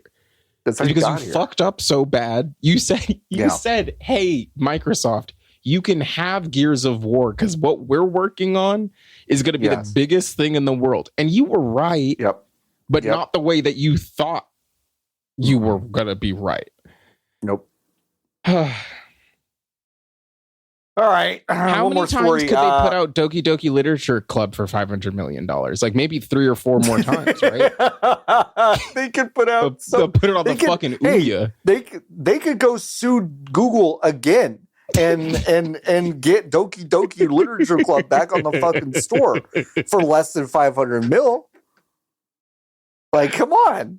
Like, all you need is probably a couple mil for that. And then it's like, okay, bing, bang, boom. You got Doki Literature Club back up again. The only Doki Doki I want is Doki Doki Panic. Yeah, I know. Okay? Same. It's the only one in my heart. It's the only one in my heart, too. Hey, Gunzilla Games is the publisher and developer of a blockchain game called Off the Grid. And we're going to bury the lead for a second in case you don't remember anything else about Gunzilla Games. They have delayed payments for both salaried and contract workers for months with no explanation. Anna Savina was the talent acquisition lead, and it stated all this publicly, which is wild. One former worker, including principal hard surface artist Alexander Linovichenko, who left the company in October, says he has not been paid for his work in August and September. This was echoed by another weapon and hard surface artist. There's a contractor who has not been paid since October and left in December under the presumption he would eventually get paid for his work. Don't do that. Don't do that. Don't do that. Yeah, here's the thing. Like, I'm so sorry. Just don't do that. If you don't get your paycheck and there is no explanation for it, leave. Just stop working. You have to go. Just don't. Or at the very least, just be like, I'm not going to work until you. I'm not going to work until you pay me. Don't, and then I'm not going to work until you pay me. And I'm like grateful to this man for coming out and being like, hey, here's this thing that's happening. Sure. That's not, and I know that he doesn't think it's a flex, and I know this is bad for him, but like, brother, you have to have self-preservation enough to be like, well, am I about to work for 2 months for no money? For no money. Yeah. On a game that, let's see, 8,410 people are playing right now. Yeah. Off the Grid, a third-person battle royale game created in partnership with District 9 director Neil Blomkamp. That was announced back in 2022. It's got Web3 integration with optional NFT-based item trading. How cool, right? Sorry, my brain turned off. What did you say? Yeah. It's got Web3 integration with optional NFT-based item trading. Okay. Now, Niki, Gunzilla Games made a big acquisition in 2025. What was it? Mm-hmm. What was it? It's the magazine Game Informer. That's correct. And the website Gunzilla owns GameInformer.com. Now, again, we have some friends over there. And it does not seem like they have not been paid. Okay? I'm not trying to break news or cause issues here. But it seems like that part of it is going okay. Yeah. But also, one level up. I would imagine they're making. I don't know. Maybe this is a dumb thing to say. They're probably making more money than they have Off to the be. Grid is. They have to be making more money than Off the Grid is. Like they have to be. I'm so sorry to the folks working on the video game Off the Grid. Me too. Me too. You have to be, and not to be crazy, it is nuts that you are losing money to a magazine in the Overlord 2026. I know. But yeah, I just from like initial investment and like long-term maintenance of a video game with Neil Blomkamp's name attached to it, like there's no way that's cheaper than, or that is less expensive to run than GI. There's no way. So good luck to all the people who work for Gunzilla, and good luck to the folks over at Game Informer. Hope everything stays above board with y'all. In the meantime, folks, that's the end of the news this week. Niki, I would love for you to tell me more about Slay the Spire 2, because I did not, for the second week in a row, really play a video game. Okay. This is the only one busy weeks. You know what? That's not true. I played 2 video games this week, and I didn't put one of them on here. I played whatever. The first one is Slay the Spire 2. John, I'm so fucking bad at math.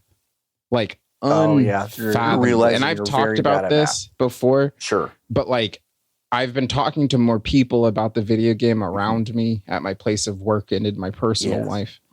And many of them have beaten the game double digit number of times. I beat the game for the first time in hour 50 this week. Okay. And sorry. No, you're good. Just getting choked up because I was so excited when I beat the game. Of course. Yeah, no, I'm just really fucking bad at math, and it just is so. It's so obvious to me that is what the hang up is here. Yeah. But something that is so beautiful about Slay the Spire, which a lot of math games do not work like this for me. I still am having a delightful time, even though I'm like, well, damn, the run is over. Who could have possibly foreseen if there's nothing I could have done here to better this experience for me, or perhaps extend the run. The RNG said that I had to lose here. It's like, no. I just can't count. I simply cannot. I don't know how addition works. I can't do mental math. So yeah, really good. I beat it with Ironclad. If you've played, there's a handful of classes about the video game Slay the Spire 2 if you're listening to the show. I beat it with Ironclad for my first one, and then which it did feel like a fucking fluke. Yeah. Like it's the same as Velocio. In that last battle, like when did you think you had it in the bag? Like 2 turns from the last 2 turns before? Yeah, that's interesting. I did the math. And I was like, how much damage did I do on the last one? And I was like, I think that if I multiplied 20 by 2, I think that's 40-ish. And he's got like 38. So really can't stress enough that like I do like that game a lot. And it's like I understand why people are like really sickos about it. It is, and I mean we talked about it a couple weeks ago. It is just, if you like, a cheat code is just having a calculator open. Yes. It is just going like, all right, well, there's no real time crunch here. It is a turn-based game. I can sit here and wait forever. And I can just go, well, math. Okay, math and math and math. Okay, I win. You did the math. And it's not like math will win it for you every time, because there is some RNG in terms of like, okay, who you're running into and the stuff that you pick up and the draw of the cards and all that stuff. I get that. But at some point, it is just like, okay, how well can you add and subtract? Yes. That's it. And also, like, are you paying enough attention? And I very infrequently am. Oh, I'm not. To the cards that you have in your hand and the order in which you're supposed to play them. I'll just blip, like I'm gambling. And then I'm like, wait, I gave myself more strength at the end of my turn. At the end of the turn. Smart. Stupid. Yeah, super smart. I'll apply vulnerable and weak at the end of the turn. Dumbass. At the end of the turn. I'm gonna guard and apply vulnerable. Yeah, smart. Dumb. It's just really good. I'll just do both of those on the same turn, and then I want to attack. I'll just do both of those things. Yeah. Yep.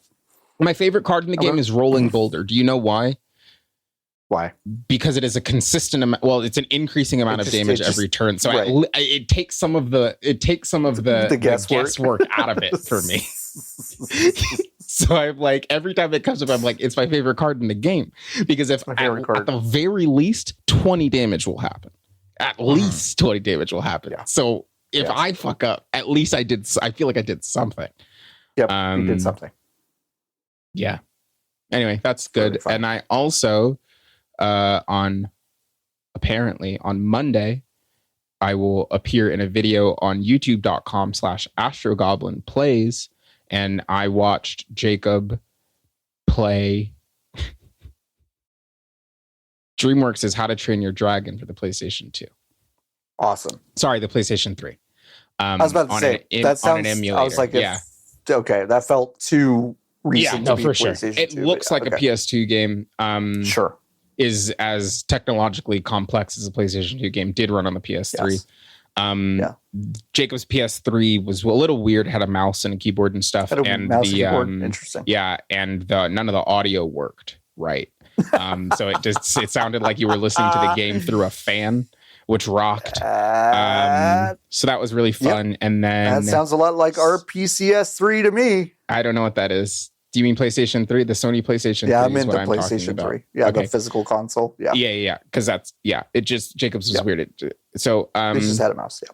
It is, and then I'm like, yeah. So did that. And that I think that video either comes out on next Friday or it comes out on Monday. And then we did I brought Houstel to the party. Right. And I brought them Joe is Hungry to the party. Oh, wow. Okay. And I brought, we did some Scrandle also. And that video either comes out. We've played Scrandle before. Scrandle is the soccer one, the soccer food one. So that is either going to be on Monday or Friday, but I'll be in 2 Astrogoblin videos this week. So check them out. youtube.com/Astrogoblin plays. How exciting. If you like this, I think you will like that. Or here's the thing. Or you won't. And I'm just making sure that that's what the URL is. Before you say it. It's not 20 times. Yep. Okay. So you want to do a quick reset. What is the... it was... No. Oh, no. It is. I just You have to put the @ symbol in front of it. If you type in... You do have to go to the @ symbol. Yes. Yeah, I didn't do that. Just type in Astrogoblin into the computer. It'll work. Yeah. And that's where this is just because I think I lost something in the migration eventually to Blue Sky. I did not know where Charlotte Avery was. This is where she is. Yes. After Rooster Teeth passed away, the Funhouse. These videos are in the ilk of that. Like, it's a Funhouse video. Yeah. So if you remember like that kind of YouTube video, it is a throwback for real. I had a delightful time. And hopefully I'll be on some more because it's close to me. So how exciting. There's that. Yeah. Love that. youtube.com/@Astrogoblin plays. Astrogoblin plays. And they're on Patreon. Patreon.com/Astrogoblin. Perfect. Yeah. Listen, if you go to vgbs.com/join, you can join the Hive. If you join the Hive, you can go to our Hive section of our Discord, and you can ask us questions. We answer your questions every single week. We have quite a few of them for free. Well, people get to listen to the answers to the questions. That's true. For free. They do not get to ask the questions for free. You gotta pay to play. Yeah. Meier Zero asks, is there an album? I'm gonna change this question after I ask it, but is there an album that you've heard as a kid that you didn't like? Because Jesus fuck. Well, that's okay. Maybe I'll change the question when I can read again.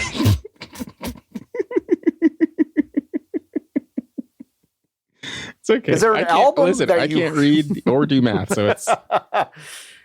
Is there an album that you heard as a kid and didn't like because you didn't get, but that you think is a fantastic album revisiting it as an adult? I'm not going to say album. I'm just going to say, I think just music in general. There's plenty of music that I could say this about, but I don't know about you, Niki. I didn't know what that Fleetwood Malk Fleetwood Malk. Fleetwood Malk is.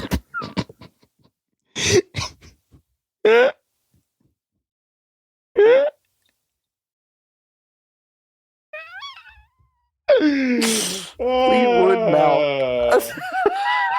Man. Yeah, all right. So I didn't know that there's a handful of things here. Yeah. Didn't know that Fleetwood Mac. I didn't understand the concept of a greatest hits album. Oh, got it. Sure. Okay. So when I was little, because there were a lot of greatest hits albums around my home. Yeah. I was like, so you were a greatest hits album family? That's interesting. Yes. It's like we were not. We were like yes. And I've had to teach myself to not be a greatest hits kind of person. Because I think being a greatest hits household is to the detriment of being able to listen and understand music. I do think it is at the detriment. I do think it is. I don't like fully judge, sure. But I'm also no. I am also like, yeah. You didn't have a choice. I wouldn't do it again. It is personally. Yeah, I wouldn't do it again. Right. So devoid and removed from all context, I was like, wow. Yeah. First of all of these songs are bangers, which is true. Yeah. Mm-hmm. But I didn't get the none of the context fit. And then I learned that the cast, the band members in Fleetwood Mac were fucking. And then that was basically all I knew for a little bit. Mm-hmm. And then I found out what the songs were about. And I was like, whoa. So I had 3 different moments with Fleetwood Mac where I was like, wow, this rules. Yo, this rules. Holy shit, it's so crazy that this all exists. This owns. Yeah. So yeah, I would say my answer to that question, the greatest hits album from Fleetwood Mac, which was released in 1988. Yeah. If you have never watched Fleetwood Mac's concert from 1997, it is all on YouTube. You can go watch it. It's them getting back together and recording a bunch of their stuff. The intensity. Now, I do believe it is performative to some extent because they know that everyone just gobbles this up. But the intensity with which Stevie Nicks sings Silver Spring to Lindsey Buckingham is actually insane. It is insane to just look that guy down the barrel and sing all that stuff to him. It's fucking awesome. Really good concert. So I would say the Beatles is just. It's just a thing I think mostly been wrong about my whole life. I don't think so. Recently, I think recently I've been like, they've got some really good shit. Now, I am not someone that is a Beatles album listener. Okay, the Beatles' greatest hits album. Sure, I'll give you that one. If that's all kind of where I am. If that's all they did, I'd be like, yeah, good. I know that's probably a terrible thing to say, but that's kind of where I am. I'm more annoyed. I think the Beatles' music is kind of whatever. It's like folksy and white in a way that feels racist to me. Yeah, sure, I get that. My problem with the Beatles is that is the attitude around it feeling like it was the only band ever and continues to be the only band ever. Sure. And that's why I don't like the Beatles.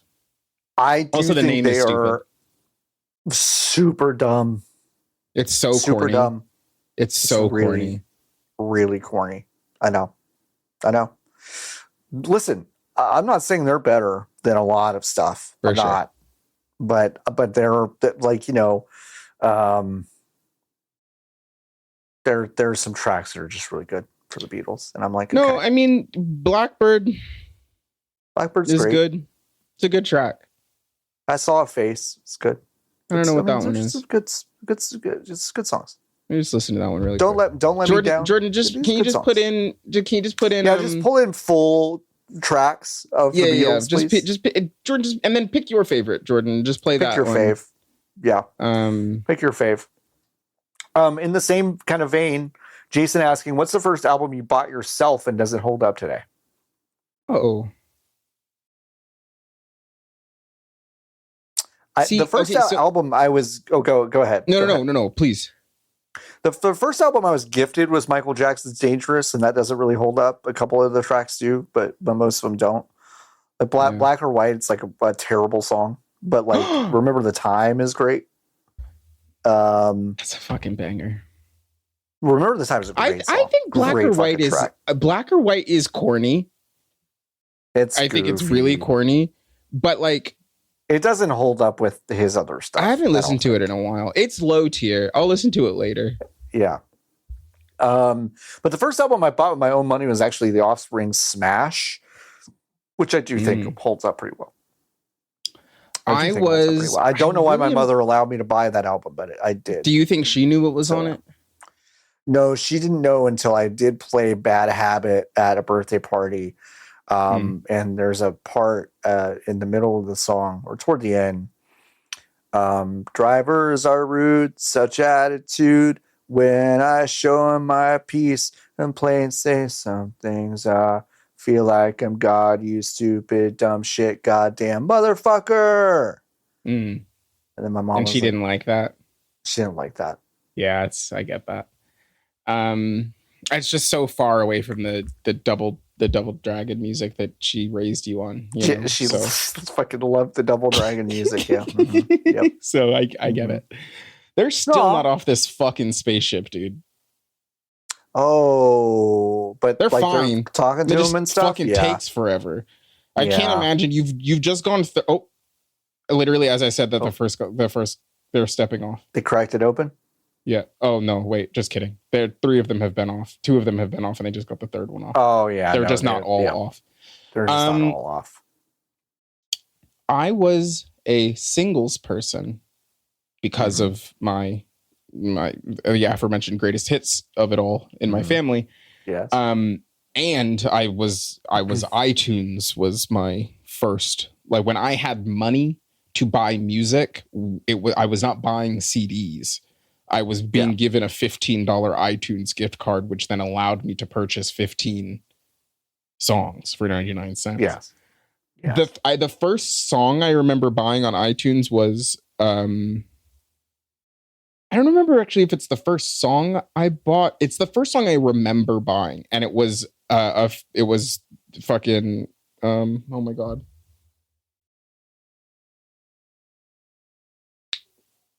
You'll get there. You'll get there. You'll get there. Man, will I though? Hold on. The computer knows. Computer knows. What the fuck is that song called? Oh, I write Sins Not Tragedies. I'm sorry. It's the Panic at the Disco song, and it's not my fault that I don't. Well, I guess it's a little bit my fault, but all the songs. Here are the songs on that album. All the songs. Oh, yeah. Oh, go ahead. The album is called The Fever You Can't Sweat Out. Okay. Yep. The first song, Introduction. Great job, Brendan. That's a good start. Second one. The only difference between martyrdom and suicide is press coverage. It's track 2. This is your first album. That's track 2. Number 3. London beckoned songs about money written by machines. Nails for breakfast. Tax for snacks. Camisado. Time to dance. Lying is the most fun a girl can have without taking her clothes off. Intermission. But it's better if you do. I write sins, not tragedies. I constantly thank God for Esteban. There's a good reason these tables are numbered, honey, comma, you just haven't thought of it yet. Build God, comma, then we'll talk. So please forgive me for not remembering the loquacious song titles from the debut Panic at the Disco album. That's anyway brutal. That's the first song I remember buying on iTunes, and I had to ask my mom. Yeah, because they say "God damn" in it, and then my mom, I don't think understood, or the 30-second part of the song that you could preview on iTunes didn't have the chorus in it. Mm-hmm. So I just bought it. Yep. So I hope that answers your question. I hope that's helpful. It does. It is. Sawyer asks, games as an interactive medium have a vast capacity for silliness even before we consider glitches. When you think of being silly in a game, do any memories come to mind? Has player-induced silliness ever significantly swayed your opinion of a game? I mean, I think, like, yeah, I think the games in the, I don't know what the woke term for friend slop is, but in that oeuvre are not fun if you are playing them by yourself. They only work if you are playing them with other people. Content warning only works if you're playing it with other people. Correct. Lethal Company only works if John can hear me fall off of the railway. You know, like those things are only, the silly only plays when it does those things. I think the silly is multiplicative in some instances. I know it's John's favorite game, but Saints Row 3, right? Like I played that at such a specific time and place in in the development of what I thought was funny and what my friends around me thought was funny, that like it self-contained almost it definitely does not hold up now. But like at the time when I played that game by myself and was having a good time because of how off the wall goofy it was. And then the fact that I could then play it with my friends also. And then we each could do all of the silly things together, made it fun. Fortnite similarly. So Fortnite, I think is more serious when you are by yourself, but when you are playing it with another person and you get the lineups that we were joking about earlier, where you get Avatar Aang and it feels like it surfaces. I feel like when you're playing with other people, that stuff is just surfaced more like readily in front of you, and you're like you're able to take in the silliness in a safe place because you've got two people who are not trying to kill you with you, and you're kind of able to, you've got each other's back to some extent. You're able to observe the silliness. Where I think if you're solo, it's like, I've got to take this fucking shit seriously. Yeah, exactly. Ariana Grande could be around any corner. No, exactly. You know? And it then is silly, obviously, when Ariana Grande lights your ass up. But like, it is, you go into it silly when all four of you are Ariana Grande and you turn the corner and Darth Vader is there. Yes. So. Yeah. I mean, I think that from swayed an opinion of a game, it's a little bit of a cheat, but like those you know, like peak and content warning and stuff. Like I am swayed to play those games because I have seen silliness on my screen, and I go, oh, I want to see. Yeah, I want to see. Lethal Company is a game that I hate looking at. Nor like there's no environment wherein I would choose it, like where I would choose to play a video game that looks like that, because aesthetically it is so far away from what I want to look at. But because of the things that are possible within it, I am more likely to play it and have played it and had a really good time. So My Hero Zero asks, are some candies just holiday specific, even if they're available year round? You won't catch me eating Peeps outside of Easter, for example. Now, first of all, Peeps are fucking disgusting. You wouldn't fucking catch me eating a Peep. So ever. No. Peppermint bark, I guess. But that's not my choice. That is a Ghirardelli choice. That's a Ghirardelli choice. Like I can't. Yeah. I mean, I guess I could. I haven't like stopped to look and see if Ghirardelli sells it all the time. I haven't seen it. I haven't seen that they sell the peppermint bark all the time. I wish the fuck they did. I absolutely wish they did. But like, I'm only eating peppermint bark when it is in the store, and then when it is not in the store, I'm not eating it. I actually think that's the only candy that I feel is seasonal, because I eat, like, I just like candy. Candy's good. I just don't. They're about to fucking hate me at the dentist this week, I bet. Or love me, I guess, actually. At my day job, I work with someone in the HR department who is just lovely, one of my favorite people I work with. And her whole family, and that's the phrase that she has used, okay?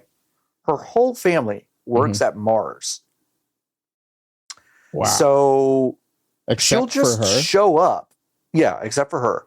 She will just What's show that up about? with like boxes of Mars Awesome. candy. Awesome. And she'll just be like, do you want a full-sized Twix Awesome. bar? I go, Yes. yeah, I do. Absolutely, I do. Yeah. It's great. Wow. I've stopped short of just saying her name. But you know who you are, and you're very special to me at my workplace for giving me candy. I really appreciate that. God, do you even like candy if it's around you that much anymore? I don't think so. No, she seems exhausted by candy. Yeah. Like she'll carry the box around because she knows how she knows. I know. What a horrible thing. I know. Wow. I know. What a terrible thing. I know. Haneker asks, other than croutons, I actually really like this question. Other than croutons, is there any food you think tastes better after it's been sitting out a while? My dad would leave an open box of Peeps out. What the fuck is he doing with Peeps this week? My dad would leave an open box of Peeps out for... Okay, well, I didn't actually read this whole question. Holy shit, Haneker. My dad would leave an open box of Peeps out for a month before eating them. That is crazy. That's a crazy thing to say. Does it turn them into like Lucky just Charms? Crunchy? Yeah, right. Yeah. That's what it feels like it's got to do, right? That's tough. That's tough. Food that tastes better when you leave it out, other than croutons. My answer is like a little bit weird. I think when I was thinking about it earlier, which I just read the full length. I only read the first part of the question. Yeah. I have a weird thing. I don't think cold pizza is good.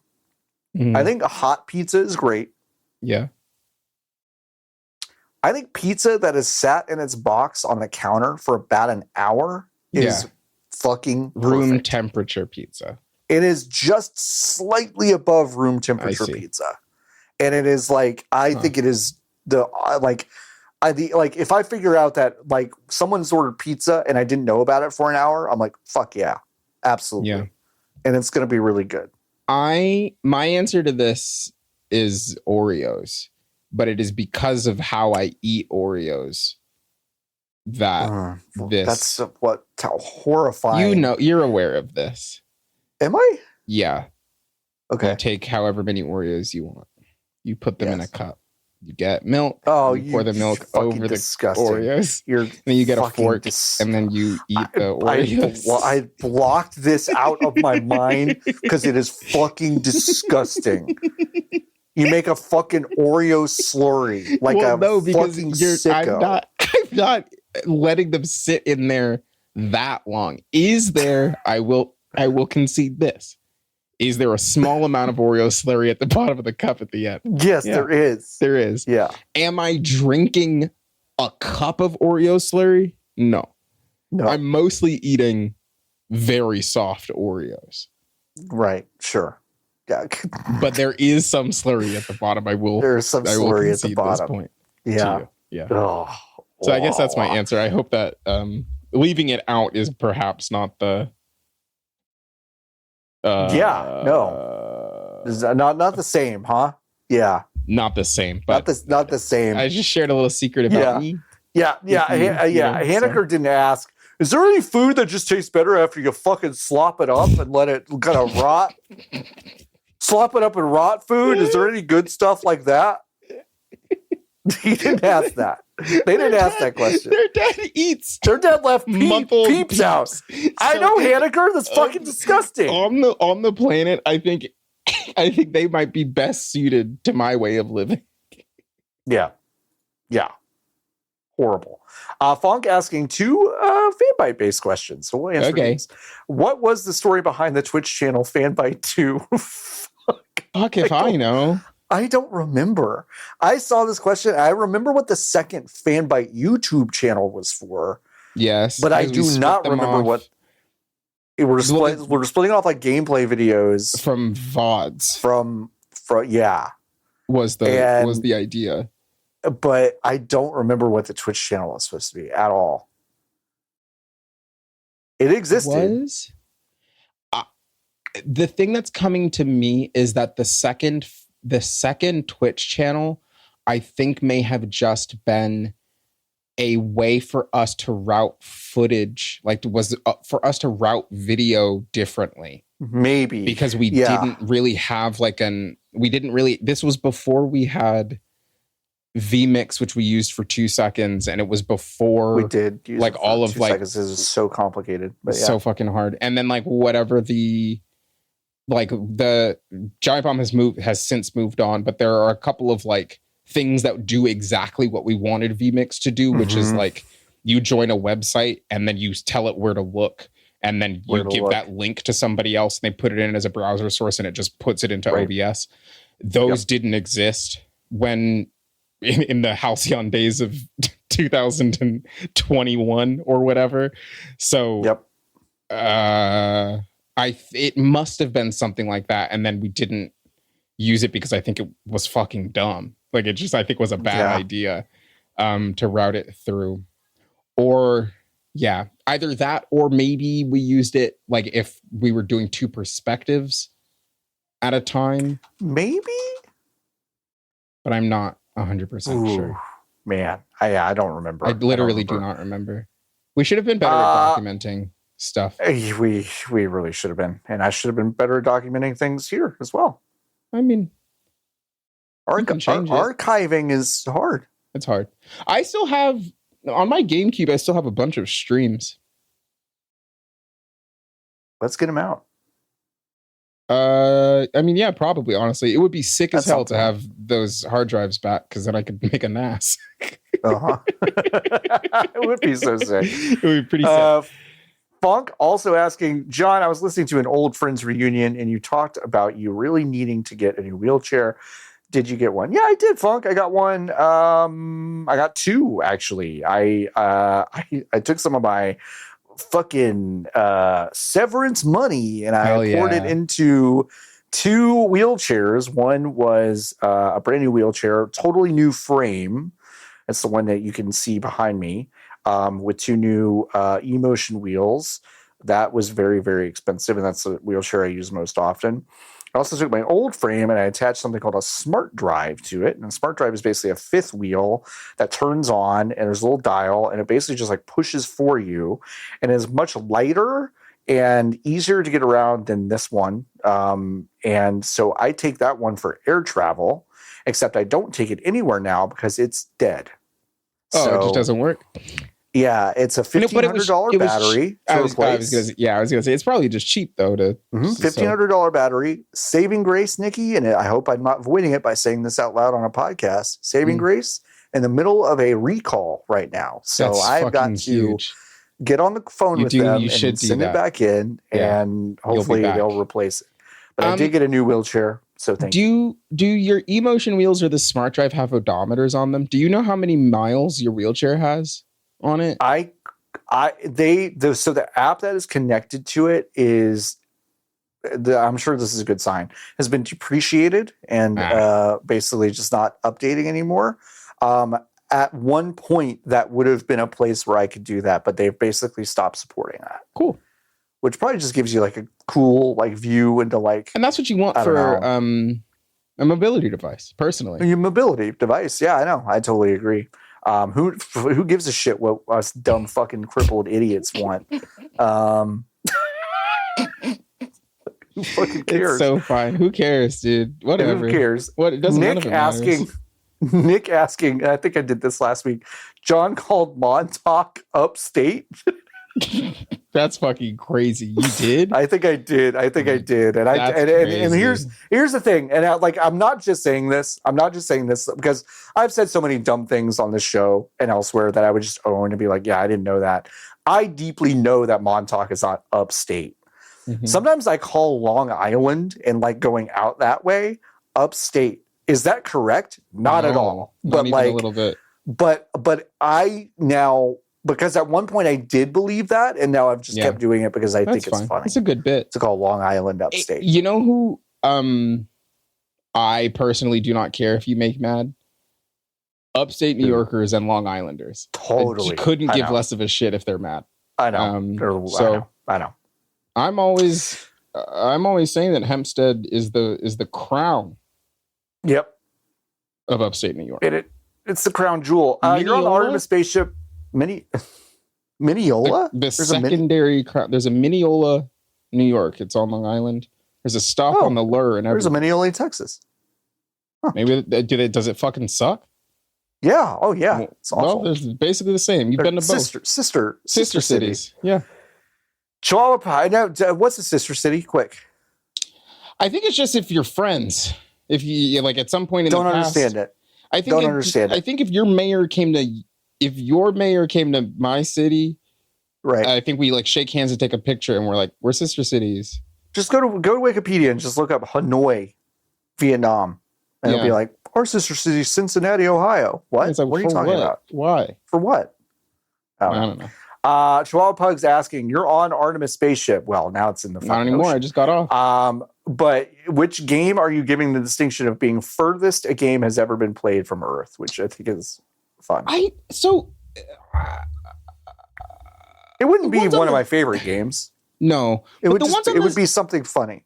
I am kind of shocked, actually, like legitimately and actually shocked that there is not, because they gave them on Artemis, they just gave them surfaces. Yeah, and there was like NFL coaches. Yeah, and with the blue child-proof case around them too. Yeah, and it also says the commentators kept calling them iPads. Yeah.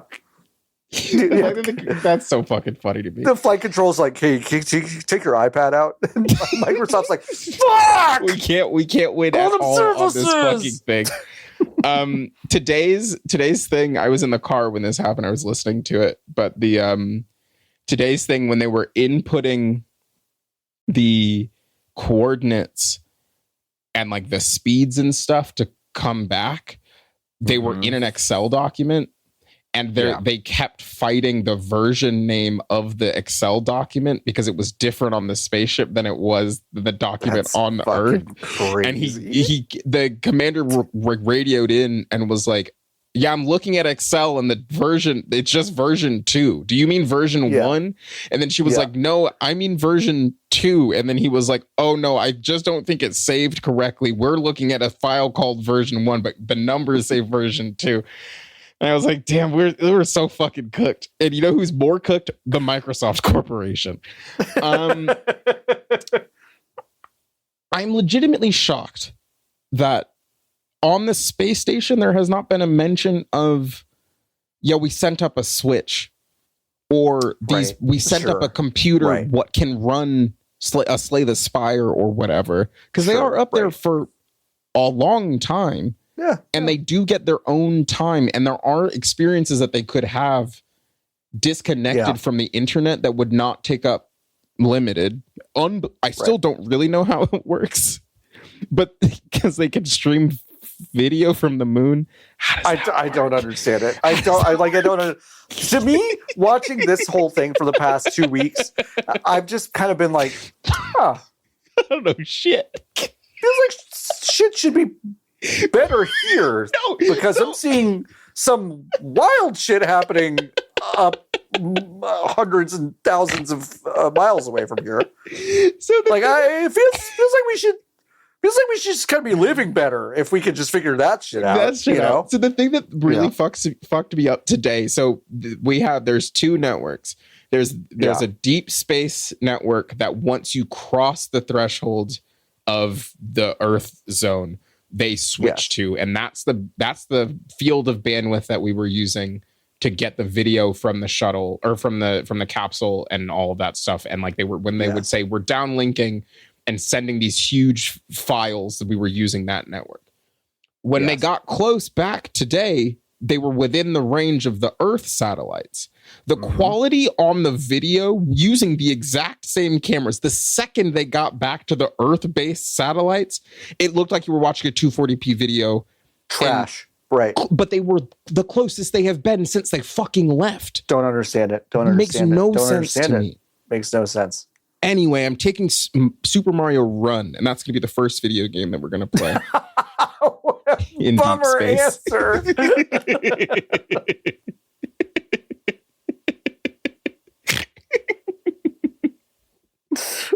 bummer. I'm playing Bug from Sega Saturn.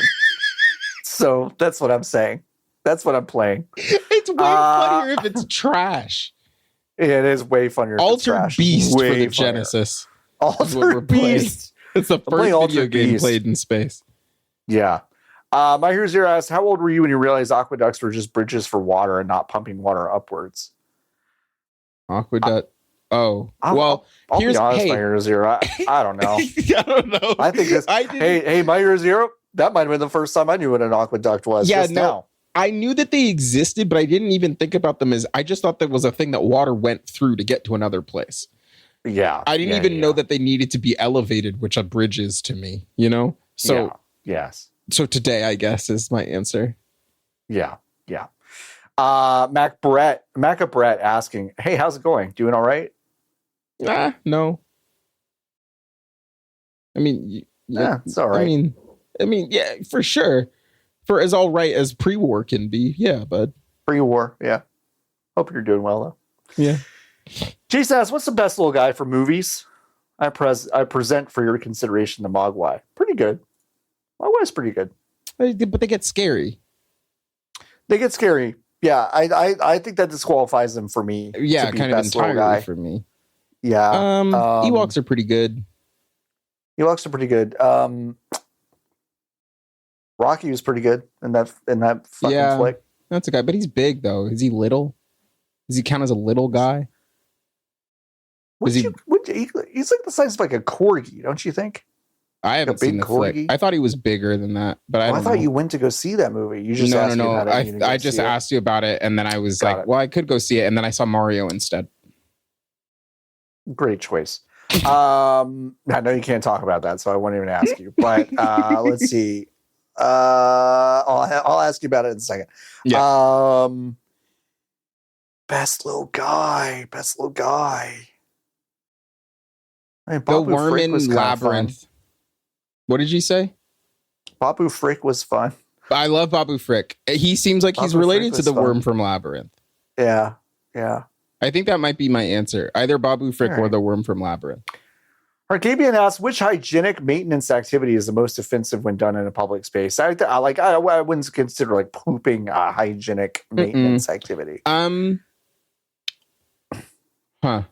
It's one of those situations. It depends on how you and I need to come to decide what public is. Yeah, I agree. Should we say airport terminal?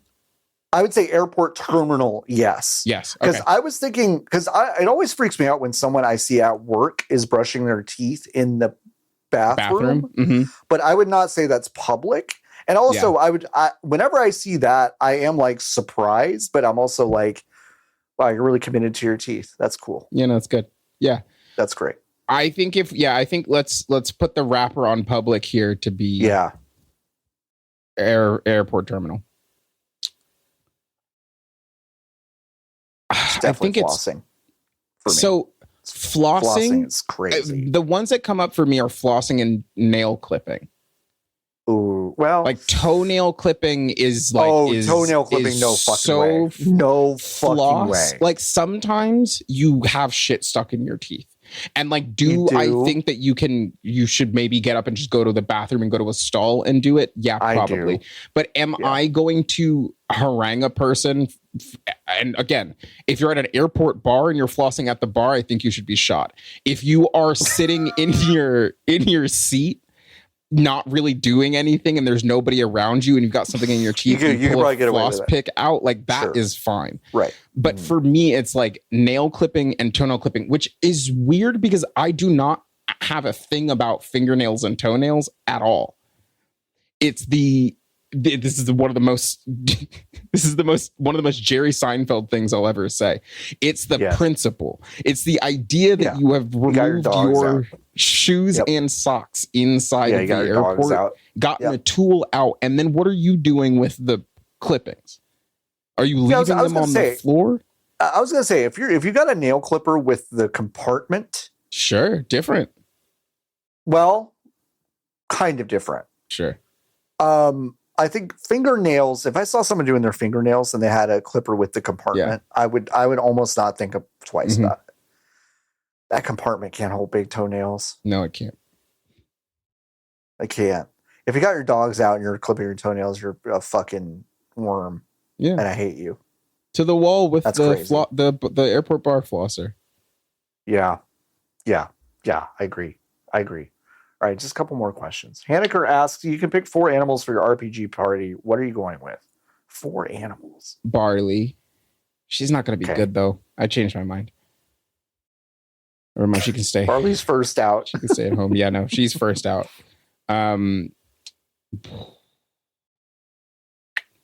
Give me... You know what? Yeah.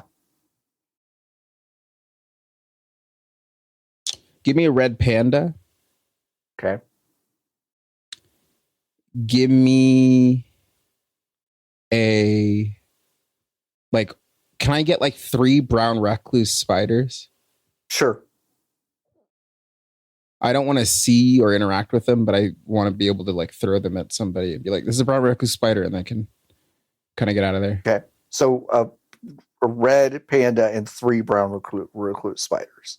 Oh, I was counting them as 1 Niki, because they're little. Your answer is a red panda and 3 brown recluse spiders. We're going to lock it in. I'm going to lock it in. That's my answer. All right, we're going to lock it in. That's great. That's crazy. That's really crazy. That your answer is a red panda and 3 brown recluse spiders.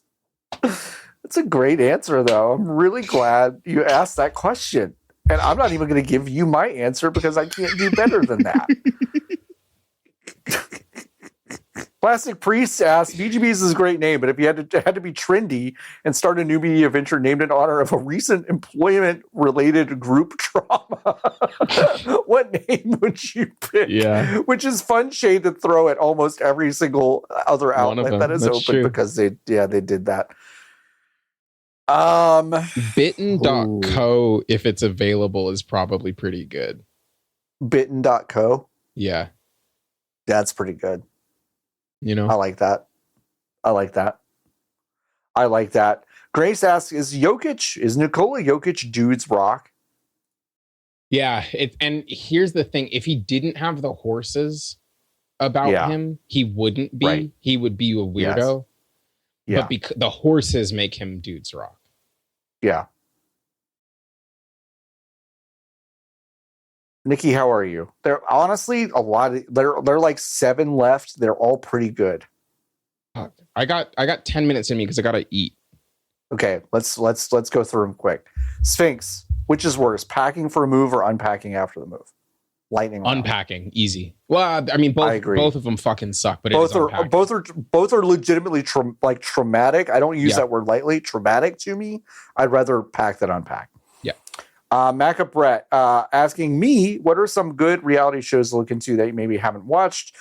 Sister Wives. Just go listen. You're gonna go, wow, this is a little bit dry. It's a little bit slow. There are 19 seasons. It seems a little extreme that I would go sit and watch a reality show with 19 seasons where it's just kind of about the same insane Mormon family.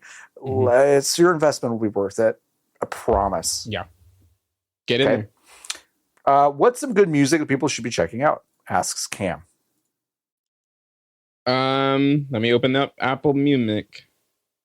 J. Cole had an album drop in February, which I did not really listen to at all until this week, and it is pretty good. He's got a couple of tracks, one with P.D. Pablo, which is fucking hilarious. I hadn't thought about P.D. Pablo in a while. Still alive. Erykah Badu, and it's pretty good. I've been enjoying that.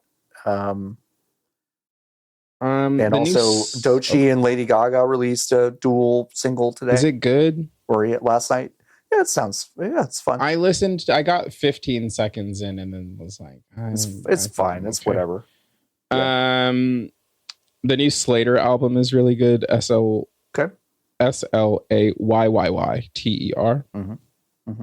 Is really good. I really like this new Ray album.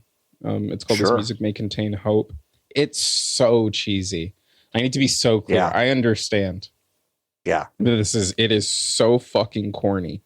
But I think it works. She's very earnest, and it also it feels very like It is super theatrical in it. I was listening to an interview that she did with Apple Music. Actually, no. She said this in an interview, but she also on Apple Music, she has like an hour where she kind of just goes through music that she likes, which is one of my favorite things that they do on Apple Music. They'll just get somebody in and we'll give them an hour. I love that. Like Midge Purse had one. She's a soccer player for Gotham, and the United States Women's National Team, and she just kind of went through like her pregame playlist and just other stuff that she listens to with her team, which is really cool. They're delightful little windows. But this album is so theatrical. It is paced and like framed like a musical in a way that I think is really cool as a recovering fan of that medium. And she, in her interview, she was like, one of my biggest musical inspirations is Michael Giacchino, who is the composer of like Incredibles and a bunch of Disney movies. Ratatouille. And you can Ratatouille, like a bunch of like the Pixar movies and stuff. And you can really hear that. And I think you can hear it, but it also feels different from those things. It does not feel like those things. It feels like she's putting her own spin on it. And that's really cool. There's an insane track on there that production wise I think is fucking nuts, because it's a pop song that Hans Zimmer worked on. So it's got your favorite Hans Zimmer bombs in there, except otherwise it's a pop song. It's really fucking weird. Raye, This Music May Contain Hope is an album that I'm thinking about a lot. That's fun. What's the messiest your dog has ever been? Like Dylan asks. I mean, probably this is gross, but I mean, right after we got her, touch wood, hopefully this never happens again. Right after we got her anal gland got impacted and inflamed, so she had to get butt surgery, and that was unpleasant. But otherwise, like, she's pretty good. I've been lately thinking about like the idea of having a large dog, because this how do you keep your dog clean topic has come up a lot. And I'm like, if I cannot pick that fucker up and throw them into the bathtub and fix it, I don't. That's my whole thing. I literally do not want to be. I cannot be fucked. I cannot be bothered. Yep. Someone in the Discord was saying like my dog ran through the woods. Right. Like imagine your dog just rolled in a ton of dead shit and smells as bad as you've ever smelled it. And then it's just running rampant throughout the house because you can't fucking catch it because it's too big. Yeah. No. And pick it up, but like, no way. No way. No. I can throw this fucker like a football if I wanted to. Yep. Absolutely. All right, 2 more. Beard Dragon asks, my wife wants to know if John ships any characters from the pit together. She doesn't, but is curious about John's thoughts. Listen, I don't really ship people, but I've been enjoying that show. Everyone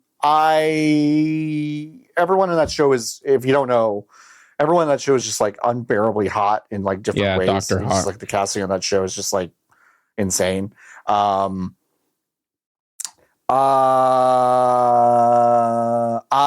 think that Fiona Dourif's character and Dr. Robbie should probably end up together. But they're not, that's not going to be a thing. So, anyway. Well, dream's dead. Jason asking our last question. And there are a few we're going to move to next week because they're all good. Okay. Jason asking, what's the best thing you ate or drank lately? So I got this. I can actually just give you I think I took a picture of it so I can give you the brand. If you have yours off the top of your head, John, do yours while I look through my photo library to find whiskey. Yeah. Wait, do I have the photo in my library? No. I found it. We figured it out and I found it. I was saying you go first while I look through my photo library to find the name of the whiskey. I go first. I missed that part. Then we solved it because I found it. We created the stretch. Perfect. At the Gross Out, which is what I'm calling Grocery Outlet Bargain Market now. That's good. It's good. Yeah. Someone else said it to me and I stole it shamelessly. But now I call it Gross Out. The whiskey is called Second Glance, and it's a 5-year-old whiskey. I'm reading you on the label. It says New York International Spirits Competition, 94 points. That feels like a lot. I don't know what it goes up to. Probably 100. out of 1,000. Yeah. So, and that's the thing. Like, I don't fucking know. It just says 94 points on it. Sure. It's called Second Glance. It's a 5-year-old aged whiskey crafted by winemaker Dave Finney, and it's finished in Cabernet wine barrels. Okay. So it's just whiskey that's old, and then they finish it in the red wine barrels. Now, finishing in alcohol production, from my very brief understanding, can mean 1,000,001 fucking things. It could mean that it just was in the barrel for 15 seconds and they drained it out of the other side of the barrel. Yeah, it could mean that. I don't taste any red wine in it, but the whiskey tastes bad on its own. However, you grab, also a gross out special, a bottle of Jarritos pineapple. Ooh, okay. There is spice to the whiskey, and then you have the sugar zone from the Jarritos. And that's a good time. If I had like tahini or something in my house, that probably would also fuck. But I don't have it. Yeah. But I've been drinking those this week. And that's really good. The best thing, I'll go with something I ate, and it's not fancy. I went to a business lunch this week at a place called the Bliss Brunch Cafe. No, I think it's called the Bliss Brunch Cafe. I think that's literally what it's called. And it's basically in a strip center behind the Costco behind where I work. Great. And I met them for lunch, and they closed at 3:00, and we met there at 2:00. So we were the only people in there. We were rushed through there. The lady whose name I did not catch, who was both the manager and the server at the time, genuinely one of the nicest people I've ever had serve me. She was so sweet and good. But the people with me had a panini, a salad, and a panini. And Niki, I had something called the Bliss Stack, which was hash browns, egg, cheese, bacon, corned beef, sausage, holy shit, smothered in gravy. Holy shit. With a side, oh my God, of a cinnamon roll they cut in half, dipped in a French toast batter, and then just put on a side plate. And so this is my move, folks. Like, and you need to do this. You need to go to a business lunch, and everyone's like, "Oh, yeah, I'll have a salad and an unsweet tea, please." Okay, I'll just have the water, and I'll have a panini, but no cheese. Okay, and then you go, "I'm gonna order the fucking Heartbuster shit brick 5,000." And I'm going to eat the whole fucking thing. And I'm going to walk in and I'm going to look you in the eye as you try to eat that salad and go, "Well, I've got to feel good for the rest of my day." And I'm like, "Not me. I got to go back to work and feel like I want to fucking die for the next 3 hours." And that's a power move. They'll respect you. It works every time. And you'll respect yourself. And it works every time. And that's the best thing I've eaten lately. Folks, this has been the VGB's podcast, episode 97. We really appreciate you listening. This was a fun one. Lotus is not back next week, so we got to figure something out. Maybe we'll ask one of the. It'll be fine. We'll ask one of our idiot friends. We'll get someone. We'll get somebody. Shut up, dogs. They were good though. They were good. They were good. They were good. They were on it in the beginning, but they settled down. Once again, go to bgbs.com/join the hive. You can support us every single week and month and year for the rest of our lives, because that's how long we're doing this. That's how long we're doing we're it. Dead. John made me sign a contract. Yep, signed it in blood. And we did not have any new reviews this week, but if you want to leave us a review, you can please go do that over at wherever you review podcasts. Wow. Amazing. I felt like I was going to plug something at the end of the show, and you know what? I don't remember what it was. Was it the controller? Was it? No.